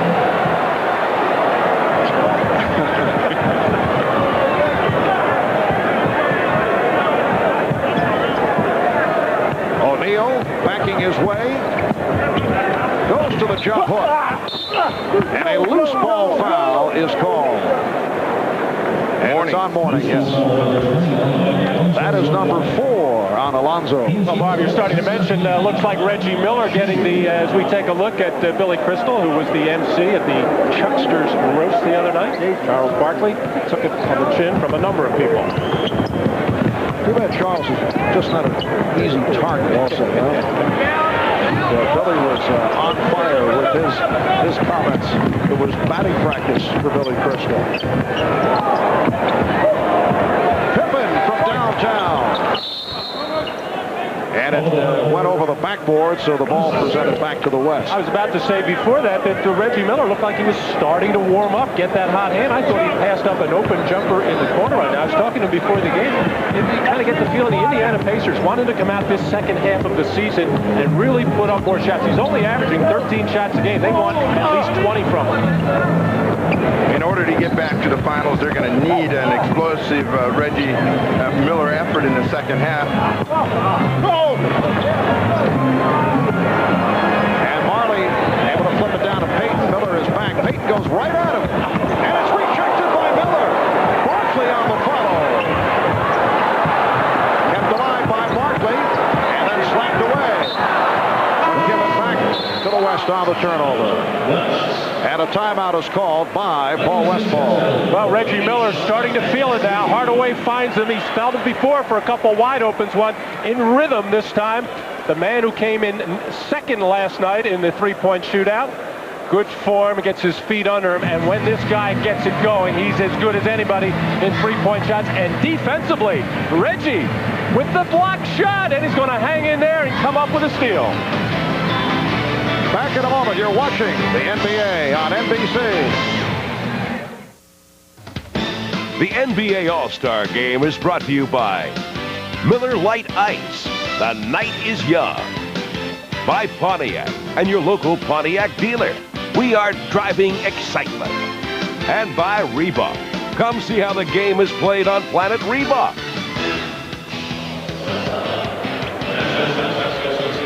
Welcome back to Phoenix, Arizona. Look at Dikembe Mutombo, who was originally not selected for the All-Star team and was very upset about it, but then Cedric Ceballos went out after surgery on a torn ligament in his right thumb, and Mutombo named to replace Ceballos. Cedric, though, on hand for the festivities this weekend, and he's with the Dean. Let's go to Ahmad. All right, thanks, Mike. Cedric, you're having a wonderful year out there in Los Angeles. A lot of people didn't expect a lot from your team, but you've really turned it around. Well, yeah, I think so. I think most important thing that we got our confidence up, and the players don't want to go back to where they were last year, and we're rolling with it. Well, I'm sure the happiest person on this team is Mutombo because of your injury. He's here. Well, yeah, Mutombo didn't do it on purpose. He didn't intentionally try to hurt me, but I just bumped into him, and that was just the situation. You know, Mutombo apologized, and he didn't even know what he was apologizing for because he didn't even notice hitting me. But it was an unfortunate situation. I'm happy to be elected as All-Star, and I'm happy to be here. All right, you forgot to say hello to Carl Malone's mother. Miss Malone, Carl Malone said hi. All right, let's go to you, Hannah. All right, I'm with the guy that helped spark the East. Well, brought him within 12 points anyway. A couple of three-pointers. A nice block there, too, Reggie. Well, you know, people really don't know about my defensive skills. The only thing they know about my shooting. So Jerry tried to make a nice finger roll on me. I thought I'd go up and get it a little bit. But we're starting to make a run here. You know, the West, they got a big squad, and they kind of ran us in the first half. Our goal was to come out in the second half and try to get back into the game as quickly as possible. And yeah, I think we have a chance here. We're down by 12, but we're making a run. Well, you're right when you said most people know you for your offense. Spike Lee sort of made you a cult figure there, huh? Well, last year in the Eastern Conference Finals. I was hoping he would have been here. I really would have been on fire. He'd been sitting in the front row, but I guess he was kind of absent today, so oh well. Well, now that you're a celebrity, is this All-Star game where you're a starter a lot different from your first appearance in 1990? Well, the first time I was so nervous, you know, being on the same floor with Jordan and Byrne. I was just so excited to be there, but this time it's a little bit more relaxing. All right, have fun and fire up some more trays. Get these guys back in it, Reggie. All right, Mark. All right, Hannah. West only 3 of 13 from the field in this third quarter, and as a result, as Dumars is able to hit, it's down to a 10-point lead. The East making its way back. Peyton off the mark. Hit the line by Olajuwon. And rebounded by O'Neal. Well, O'Neal pushed everybody out of the way and is trying to go all the way. And the foul! Shaquille O'Neal taking it the length of the court, and he will go to the line. Shaq lives for this kind of play, and you can see it on the big smile on his face. The man wants to be a point guard, and look at him put it down and pick it up and finish with the little finger roll, and all of his teammates on the Eastern Conference bench appreciating the many skills of Shaquille O'Neal. Foul on Kemp, his fourth. But Shaquille not able to put the free throw down. He's 3 of 5 at the line. The West has missed its last 10 shots. Make it, well, Robinson fouled, so that will not be an official miss. It is still 0 for the last 10, and Robinson will go to the line. The East with 11 unanswered points to cut it to an 8-point lead. We got a lot of centers in the ball game, and it'll be real interesting to see how they mesh. O'Neal, Ewing, Olajuwon, Robinson. It would seem, Matt, that the Robinson or Olajuwon combination might be easier to work with, and Davis plays more like a forward. Well, they both can face the basket and play like forwards. Shaquille and Patrick in the last 2 All-Star games played quite a bit of time together, so that's not really strange to them. Patrick can step out at 17 feet and face the basket. The big key for the Eastern centers is getting back to stop those easy layups. The West got bored, and now they're overpassed, and they need to get back to plays like that to keep their lead. And Payton, with his second field goal, he has 4 points. 81-71, the West on top. Hill gets inside, and he's fouled by Kemp. Grant Hill able to extend. Gary Payton really was the spark plug in the first half in a short period of time, and he may have to reignite the West, but this is a terrific finger roll to get to when they have really been struggling to score, and that look would tell you what, he got kind of bored with the game. Now it's a little bit more exciting. Let's see if they get revved up again. Correction on the foul. Robinson called for the foul. Grant Hill, the leading vote getter for this year's All-Star game, which has amazed Grant. He says he's shocked about it and is somewhat embarrassed, although he's excited, but he understands that as Mitch Richmond is able to hit the 3, so Richmond has 11 and the West is up 84-71. Grant says, though, he understands the circumstances, that he's a very popular guy and got the votes from throughout the country. And his father, Cal, is saying before the game he thought there might be a little foul stuffing. He was freely admitting it. And you know what? In 20 years, nobody will ever remember how Grant Hill made his first All-Star team. I think he's going to make many before it's all over. There's no question that is a tremendous talent. I think he just surprised everybody with his all-around ability, and Dumars trying to heat up himself. 84-73, the West by 11. They led by as many as 20. Kemp with the head fake, but met by a double team. And a foul is called off that double team. It's on Ewing. That's his third. 4:39 remaining in the third quarter. Richmond, that's 2-point range. Richmond with a 3 and a 2, and the West is up by 13. Once again, the good decision-making of Gary Payton. He can either take it in the lane himself and look for a score. If the defense stops him, he knows where the open people are. Here's the double team. Richmond helping out on O'Neal. Now Kemp comes over. Shaquille is fouled. And we are now seeing the West, as this game winds down, as we approach the end of the third quarter, the West going more frequently to the double team. Well, they want to get aggressive on defense. They know that the East is trying to climb back into this ball game, and they can do it with Shaq powering to the basket. At the other end of the floor, we saw Patrick Ewing coming down and double teaming. As this game wears on, it's going to get more and more fierce at the defensive end. We talked about the pride factor there. You see O'Neal, the most frequent visitor to the free throw line. Are you sure they can get back in the game with O'Neal shooting free throws? Well, if he shoots enough of them and gets other big people in foul trouble, that's what's happening. That's why they are 37-10 with Shaquille leading the league in scoring. Still not a great free throw shooter, but he can score points. Shaquille is 4 of 7 at the line today. Payton setting up Robinson. But they cough it up, and the ball goes back to the East. Kevin Mutombo returning for the West. And Ben Baker of the Bucks comes on for the East. Keel O'Neal will sit down, leads with 16 points. Dana Barros of the Sixers, guarded by Gary Payton of the Supersonics. Joe Dumars gets the screen and hits the 3. And Joe Dumars heating it up here in the third quarter. Cuts it to an 86-77 West lead. That was a big-time, old-fashioned 3. He was about 3 feet behind the mark. But Dumars is a really explosive offensive player who will have big periods, and Sean Kemp trying to get back to that first quarter where he dominated play using his quickness against Grant Hill. Sean Kemp has really improved this part of his game. Actually, every year he has been in the league, his scoring and rebounding figures have gone up. He was like a raw athlete when he came out of Trinity Junior College. George Carl telling me last week that Sean Kemp is becoming a fine basketball player in just about every area, in particular rebounding, and that's why the Seattle Supersonics are in the hunt of the West. He had such great quickness and foot speed. He had a lot of trouble with control and decision, and every year he's gotten a lot better. 88-77, West Hill is fouled. Grant Hill taking it to the hoop. And fouled by Kemp. That's 5 on Kemp. Very alert play by Grant Hill, who got whipped at the other end on the baseline spin move by Kemp, and it says right back at you. Grant Hill has played on some playgrounds in his day as he forced the issue there, and that's a key player for the Western Conference. Sean Kemp has been very valuable. And the East is only 11 of 22 at the line, and Hill is 0 for 3. Only one player has fouled out in the last 17 All-Star games, as you see Kemp sitting down after picking up his 5th. Grant Hill 0 for 4 at the line, usually a solid free throw shooter. 11-point West lead. Detlef Schrempf, who just checked in, getting it over to Mitch Richmond, and he has been on fire. Richmond is now 7 of 9 from the field. He has 15 points. The West by 13. Here's Barros. Yes.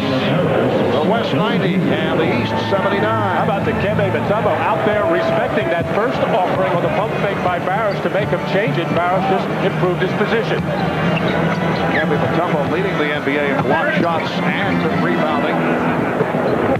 Open shot for Schrempf, passed up on the long-range bomb and went for the drive. It was not contested.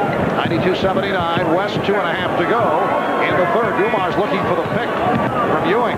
Well, when they brought Richmond and Payton in, they got some guys that wanted to score the ball that hadn't gotten bored with the game, and they got back on top and got in control again. Foul on Schrempf, timeout taken. We'll be back in a moment. You're watching the NBA on NBC. Well, it's about 17 minutes past 6 here in the Valley of the Sun. I believe somewhere in the distance, Bruce Wayne is leaving the Batcave as Batman. Right out there, guys. At the controls of the Goodyear Blimp Eagle today is Captain Tom Mattis. Cameraman is Glenn Hampton. A look from above here in Phoenix, Arizona. A moment ago, we saw Shaquille O'Neal leading the break, ripping down the rebound, putting it on the floor, going the length of the court, and also drawing the foul. And Shaquille is with Hannah. Well, Shaquille, as we just saw in the highlight there, looks like you and the Eastern Conference guys coming out with some more intensity in the second half. Yeah, we were down 14, 15 points. We're just going to come out and try to get some stops and try to get some rebounds and just try to win this game. Shaq, last year the All-Star game was a frustrating experience for you as you were triple teamed virtually the entire game. How do you compare this? Is it what you expected this time around? I'm just glad that the West team has let me play this year. And, last year, I don't know why it happened last year, but it's just a learning experience for me, and I'm just happy to be out here, happy to be playing. Do you sense any difference in the approach that other players have? I know you felt that was a concerted effort by the West to shut you down last year. I don't know. I just, like I said, I'm just glad to be here with guys like Joe Dumars and Penny Hardaway. I'm just trying to, come out and just have a great weekend. All right, Shaq, have fun. All right, thanks. Okay, Marv. All right, Hannah, and Shaquille O'Neal with 16 points, as you saw, 6 of 11 from the field, and rarely has been double and triple team. It's only here in the third quarter, and we may see more of it, though, in the fourth as this game gets tighter. 92-81, the West with the lead as we come up on 2 minutes to go in the third quarter. Richmond and Stockton now in the backcourt with Robinson, Schrempf, and Mutombo up front for the West. This is Schrempf, stopped, got it to Mutombo, and they just did beat the 24. Well, 3 or 4 extra passes. I don't know how he got off in time. As Mutombo's offensive game inside has kind of dwindled the last couple of years. He's going to have to be more of an offensive force for Denver in the second half of the year. You You can't shoot it if you don't get it. And that's one of the problems for Dikembe. They tried to diversify things in Denver, and he really wasn't getting a number of looks at it. And you're not going to be a potent offensive player if you don't see the ball on the regular dive. Mutombo in a little bit of trouble here. Got it over to Schrempf, who was forced to change his shot, and Mutombo just as the 24-second clock was winding down. Off the leg block, new 24 for the Weston squad. John Stockton setting it up against Joe Dumars. Mutombo guarded by his good friend, Ewing. Robinson putting the move on Baker and was stopped. Robinson thought he was clobbered. He said, now, you know, that was a regular season game. I'd be at the free throw line, but I'll take the three from Stockton. Yes, John Stockton with the second field goal, calling it a two-point shot put on the line. And the West now leads 96-81. 1 minute left in the third. This is Baker, the second-year man for the Milwaukee Bucks, who had it knocked away. Richmond for Schrempf, loops it to Robinson, and David Robinson with his third field goal. David Robinson, among several players on the West squad, coming in with a minor injury, bothered by a mild sprain of the right ankle. There was a question mark during the week as to how much he would play. Patrick Ewing pops it out. Joe Dumars can't force it, and rebounded by Larry Johnson. Stolen by Robinson. Richmond pulls up for three. Yes. Oh, Mitch Richmond. 8 of 10 from the field. He has 18 points, and he is the high man. Mitch Richmond of the Sacromento Kings, giving the West a 20-point lead once again. Final seconds, third quarter. Strong pass by Ewing, and the West will get it back. Well, Mitch Richmond quietly but effectively does his job night in and night out. He gives you that solid 22, 23 points the ball game. As a good defensive player, an outstanding three-point shooter. He started for the Western Conference in the All-Star game last year. That was really his first chance to play, and this is really his second appearance. Three-pointer by Schrempf, and the West leads 104-81 as this third quarter comes to a close. Mitch Richmond with 10 of his 18 points in the third quarter. With plays like this, John Stockton on the fast break, looks one way, finds Richmond with the feet set, knew where he was on the floor, and he has been feeling it all night long as the Western Conference bench realizes they are pulling away in this one. So that's the end of the third quarter. We'll be back after a word from your local station.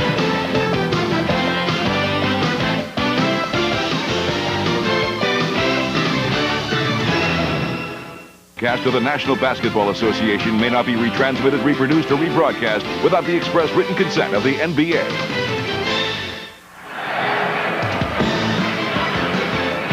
Welcome back to America West Arena, Phoenix, Arizona. At the end of three quarters, the West with a 104-81 lead. 12 straight points by the West to end the third, and Mitch Richmond had the hot hand. He's 8 of 10 overall. He has hit his last 8 shots, missed his first 2. And you see the list of best all-star shooting, and Mitch Richmond may be knocking on the door. He is alongside Ahmad Rashad. Ahmad? All right, thanks, Bob. Now, Mitch, playing in Sacramento, all the players in the league know how great of a player you are. But this is your opportunity with this national audience to show all your stuff, and you've been doing just that.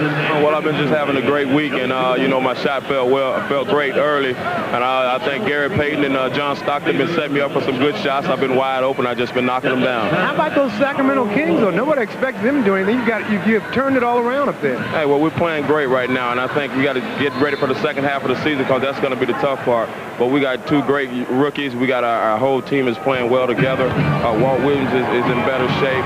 OP is playing well. Spud is having an exceptional year. So everyone is coming together, and we're working hard and trying to win basketball. And finally starting to talk about playoffs. Hey, that's what we got to look forward to. You know, that is something that we want to play in the playoffs and be able to, you know, let everyone see us on national TV, and we're going to try to do that. All right, Mitch. Back to you, Marv. All right, Ahmad, and Mitch Richmond certainly among the leading contenders for the MVP award here this evening. See the fast break a moment ago as Sprewell is able to finish it off for a 106-81 West lead, and now Anthony Hardaway at the free throw line. Well, that's been the story of this entire game, transition offense, and the West has just been much better and really more forceful with it the entire afternoon. The East had that one moment in the third quarter, and Marv, what do you got for an MVP vote? Little girl, I'd like to... opening minute, fourth quarter. Let's wait a while. You're expecting a big heroic effort here, huh? Never know, guys. Give me about 5 or 6 minutes. Or 10. Better yet, after the game, yes. That will count as a foul. Alonzo Mourning will head to the line. Well, the MVP in the West, it's a pick'em situation. Everybody's had a pretty good run. It would take a heroic effort like this from a Mourning and Hardaway in order for any of the guys to get some consideration this afternoon. Well, Brian Hill has a quicker team out on the floor right now, trying to maybe beat the Western Conference down the floor for an easy basket, and he's got a three-point shooter in Joe Dumars out there as well, who can light it up very, very quickly. Well, the leading candidates for the West, certainly Richmond. Gary Payton has 12 assists. Karl Malone, 5 of 5 from the field. He has 13 points. And a holding foul is indicated on Joe Dumars. Well, let's see. Isaiah Thomas is saying, I have a couple of players for you. I'm not sure exactly who it is, but perhaps we can talk. M.L. Carr, the general manager of the Boston Celtics, and representing the new Toronto Raptors, Isaiah Thomas.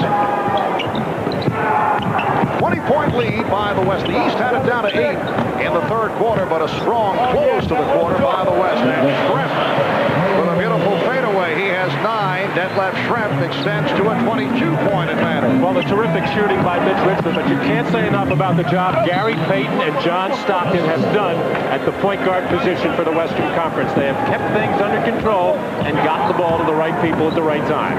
So I'll pin it down. I'll take Payton for the MVP.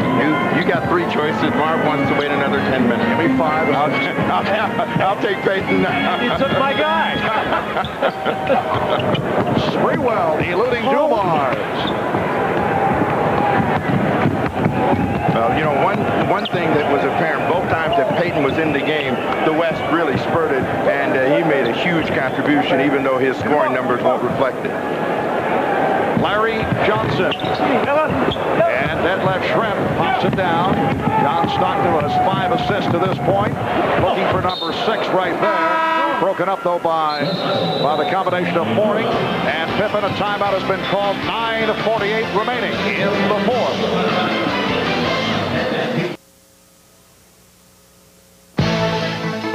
Miller Genuine Draft presents Genuine Moments.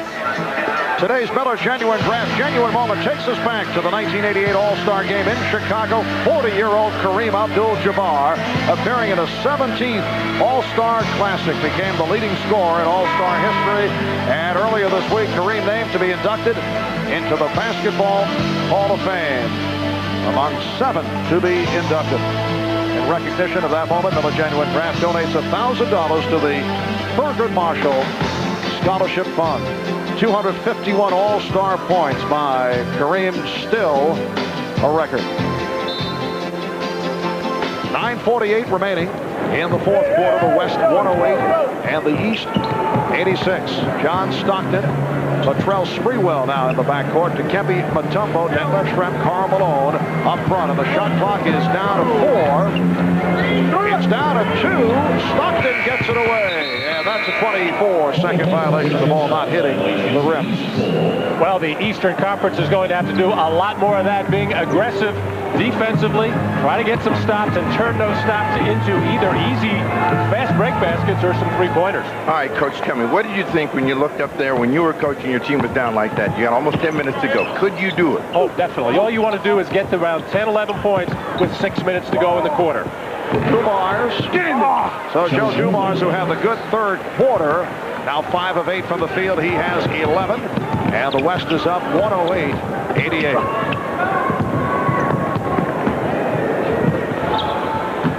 Sprewell. Latrell Sprewell of the Golden State Warriors. Latrell came and hurt his right foot earlier in the week. Hardaway for three. Rebounded by Schrempf. Penny Hardaway has just never got on track in this ballgame. I think he came out in the beginning of the game thinking get people involved, just pass the ball.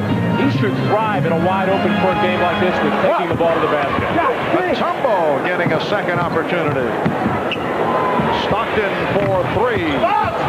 Again, the back tap by Schrempf, but this time Johnson there to feed Pippen. Well, last year's All-Star MVP, Scottie Pippen of the Chicago Bulls, able to put it down 110-90. The West on top. Pippen has 9 points. Morning held up Sprewell. He was going a little bit off balance, and they get a quick score the other way. But Scottie Pippen last year came out with the idea of establishing himself. He felt he could win the MVP. He's already got it, so he doesn't feel quite so necessary to really try to take things over. Sprewell, one day he may be an MVP. Well, the East trying a little mid-court pressure there, trying to trap the basketball, but the heads-up play of John Stockton finding the wide-open Sprewell behind the defense. It has not been a very pleasant season for Latrell Sprewell and the Golden State Warriors. They came into Madison Square Garden in New York last week with 9 players. Then Tom Gugliotta got hurt, down to 8. As you know, my brother Steve broadcasts the games of the Golden State Warriors. He was the only person involved with the Warriors that I wouldn't say was happy about only 8 players on the charter flight going back to the next city, but he said, look at it this way, there's more food for everyone. Karl Malone has made it 6 of 6 from the field. 15 points for Malone. Hardaway able to find Johnson. Marv, that was their best effort against the Knicks on that road trip, which they really looked bad on, and we may have some news about Don Nelson. Schwartz missing on the reverse. Hardaway for the trailing O'Neal.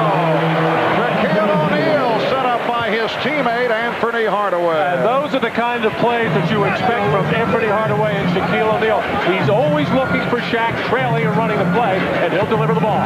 O'Neal with the steal. And Shaquille looking to go the length of the court again. He did, but threw up a brick. He was thinking of going behind his back. He couldn't get it around. He was going to go behind. Here's Schrempf. And back comes the East on the run. Hardaway for Pippen. And Marley gets to it. You can see there's one more trip into some guys that don't want to make this last time down the floor. And the fatigue factor beginning to show up because these guys are not close. Here's Shaquille for 3, and he throws the air ball. Oh, boy. Oh, boy. And Shaquille is hearing it from the crowd. Elijah Wan for 3. Well, there's an answer from Akeem. You can't do it, but I can from downtown. 118-92, the West on top with 6:04 remaining in the 4th quarter. Shaquille told the West bench he got hit across the arm. That's why he aired that one out. Alonzo Mourning has 8 points. NBA Commissioner David Stern, who I don't know if that's a reaction to the Shaquille 3-point air ball, but he certainly enjoyed the weekend here in Phoenix. Hardaway knows where that bread is buttered, right behind him. Shaquille O'Neal trailing the play and finishing strong. Here, thinking about going behind his back, got it caught on his rib, tried to finish, couldn't get his legs under him, and then, for whatever reason, the big fella behind the 3-point line, he felt it, he let it go, and he drew nothing, maybe the bottom of the net, but it didn't go through the rim. But the big smile on Shaq's face, hey, at least I'm trying, but Shaquille O'Neal can knock some of those threes down. And I think Shaq spent too much time this weekend with Queen Latifah. The NBA All-Star Game is brought to you by Sprite. Image is nothing. Thirst is everything. Obey your thirst. Sprite. By the new Ford Explorer. Far and away the best Ford Explorer ever. And by Goodyear. #1 in tires. Back in Phoenix, the Goodyear Blimp Eagle from Los Angeles covering the game today. And you guys know it takes 14 hours to fly from L.A. to Phoenix by blimp. Just wanted to point that out. Did not know that. Well, there's the Gorilla, the Phoenix Suns mascot, doing his regular routine. And Charles Barkley trying to get into the act, looking to convince Akeem Olajuwon to get involved. Check this out.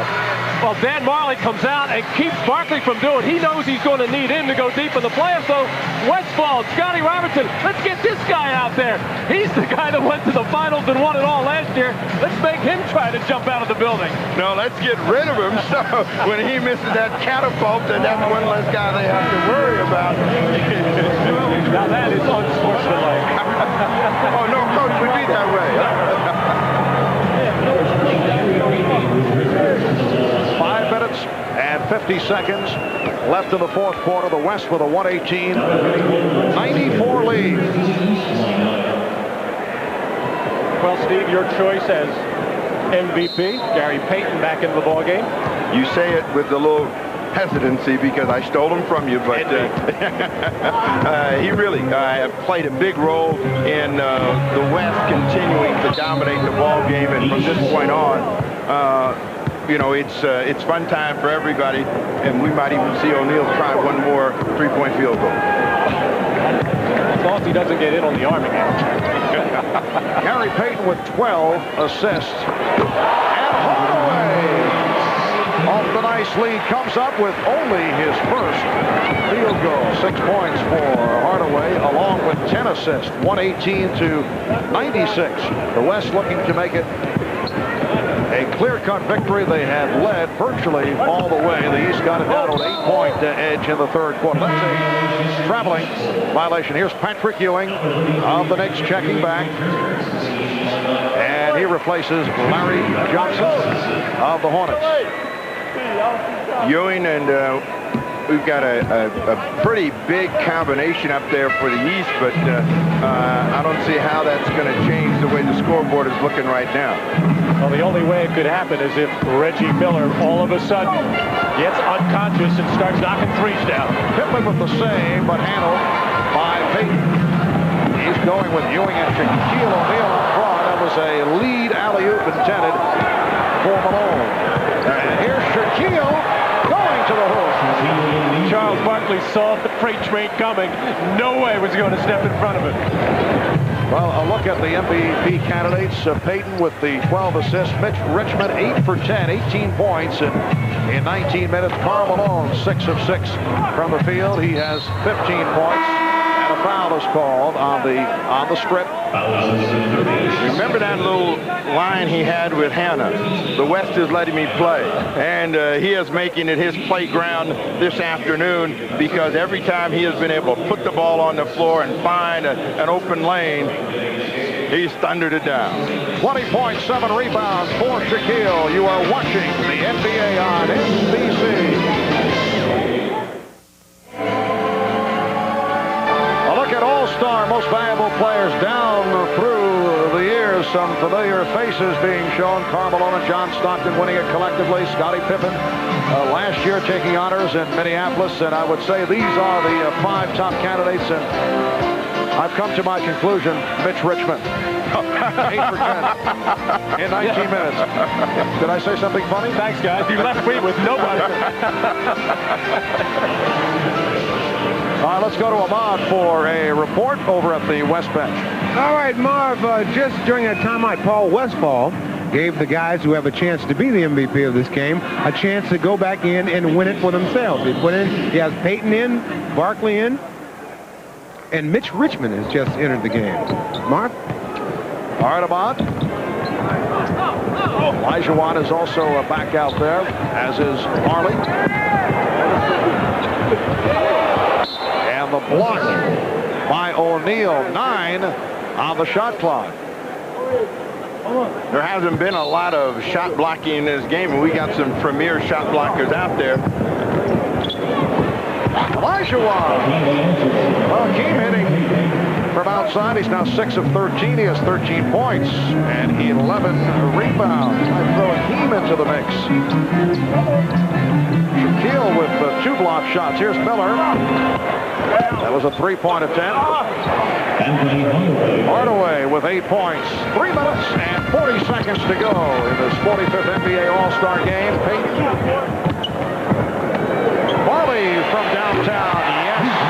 Well, since Marley's not one of those guys, he's got nothing to lose. He may as well get ready for the next ball game. And also a gesture on Paul Westfall's part to get the hometown favorites, Marley and Barkley, on the floor for the hometown fans. And Pippen answers with a 3-pointer, so Scotty has 12 points.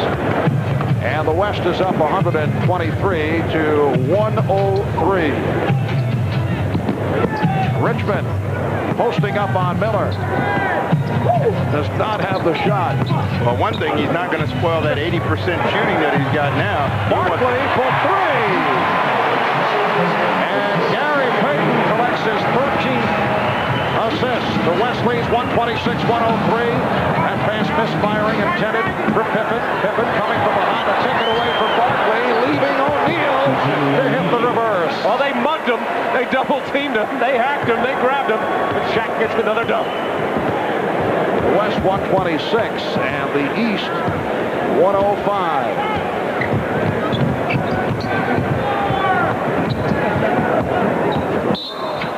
That deflected out. Payton was trying to find Barkley. Well, Barkley is looking at Gary Payton and say, I need shots like this, where I don't have to move, I don't have to do anything. Charles letting Patrick know that he's going to have to come out a lot quicker than that to stop the great 3-point shooting of Charles Barkley.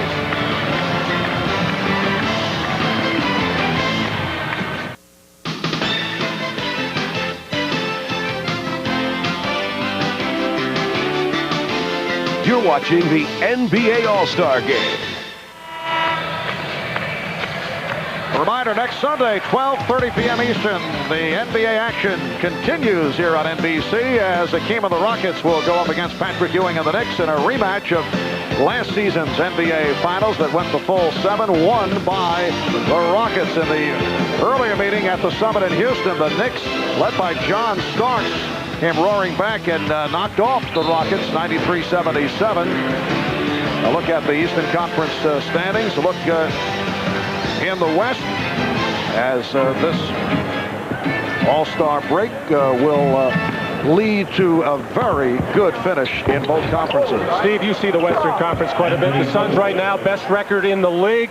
Tragic loss in Danny Manning. Kevin Johnson still not right. The health of Barkley going to be important. Can they do it this year? Well, you know, you saw the Rockets well down in the standings, but if they, the Houston Rockets get a chance to play the Phoenix Suns, they feel that they can take that team out. They match up extremely well, and they feel they can take them down. Now, experience is the story in the East, Matt. Is it going to matter against the Orlando Magic? Well, you know, so many people are saying the fact that the Magic have not yet won a playoff game. The Magic did not have Horace Grant last year. He is a major piece in that puzzle. A minute 40 to go in this fourth quarter. Payton for Marley gets it back out for Richmond, who fires for 3. Yes. 23 points for Richmond, who was connected on 10 of 13 from the field. Hardaway for 3. And Mutombo rebounds. The West 131 and the East 107. Marley. Richmond must have heard they were voting just about now, because he came in with 5 more points and he's the leading scorer in the game. And a foul is called. A holding foul. Foul on Marley. Oh, Mitch Richmond has been feeling it all night long. Very comfortable behind the 3-point line. Even off the dribble, the little hesitation. He has had himself a terrific offensive ball game, and he's also a very good defender. Back to the live action. Hardaway able to hit sweeping down the lane, and the West now leads 133 to a 109. 22nd timeout taken by Paul Westphal.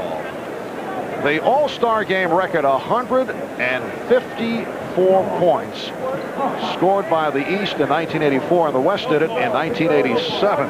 So the West with 133 with 1:20 to go in this fourth quarter. Reminder, tonight at 9, 8 Central, Michael Keaton, Danny DeVito, Michelle Pfeiffer will star in the network television premiere of Batman Returns. That'll be following the NBA All-Star Game. That's tonight here on NBC. Talking about playoffs, Steve, Mitch Richmond and the Sacramento Kings right now battling it out with the Portland Trailblazers for 7th and 8th spots in the Western Conference. What do you think? Oh, Mitch Richmond said one thing that the Kings have never had before is two big, strong inside players who really thrive on defense, and that's really energized them. I think that overall Portland may still have the better team, but they don't have the identity that the Kings have at the present time. Under a minute remaining. Pippen for three. And broken up by Pippen trying to save it. That will not work.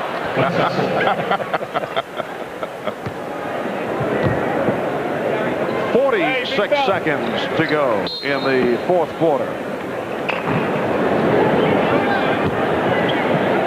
The high point man of the game, Shaquille O'Neal with 22. For the West, Mitch Richmond with 23. Gary Payton, 14 assists. And Mutombo hammers it down. 10 points for Dikembe Mutombo with a half minute left in the fourth quarter. 135-109 for the West. 3-point attempt. Reggie Miller hits the three. He has 9 points. And again it's Mutombo. With 19 seconds to go, the West 137, the East 112. Off the interception, here comes Marley. Down to 10 seconds. Marley from way out. And Payton pops it home. He had no choice. He didn't want to shoot it, but since no one was guarding him, but he has had a terrific game. And here's Pippen. So that concludes matters. The West with a 139-112 victory over the East. We'll be back in a moment with the name of the winner of the Most Valuable Player Award. So stay with us.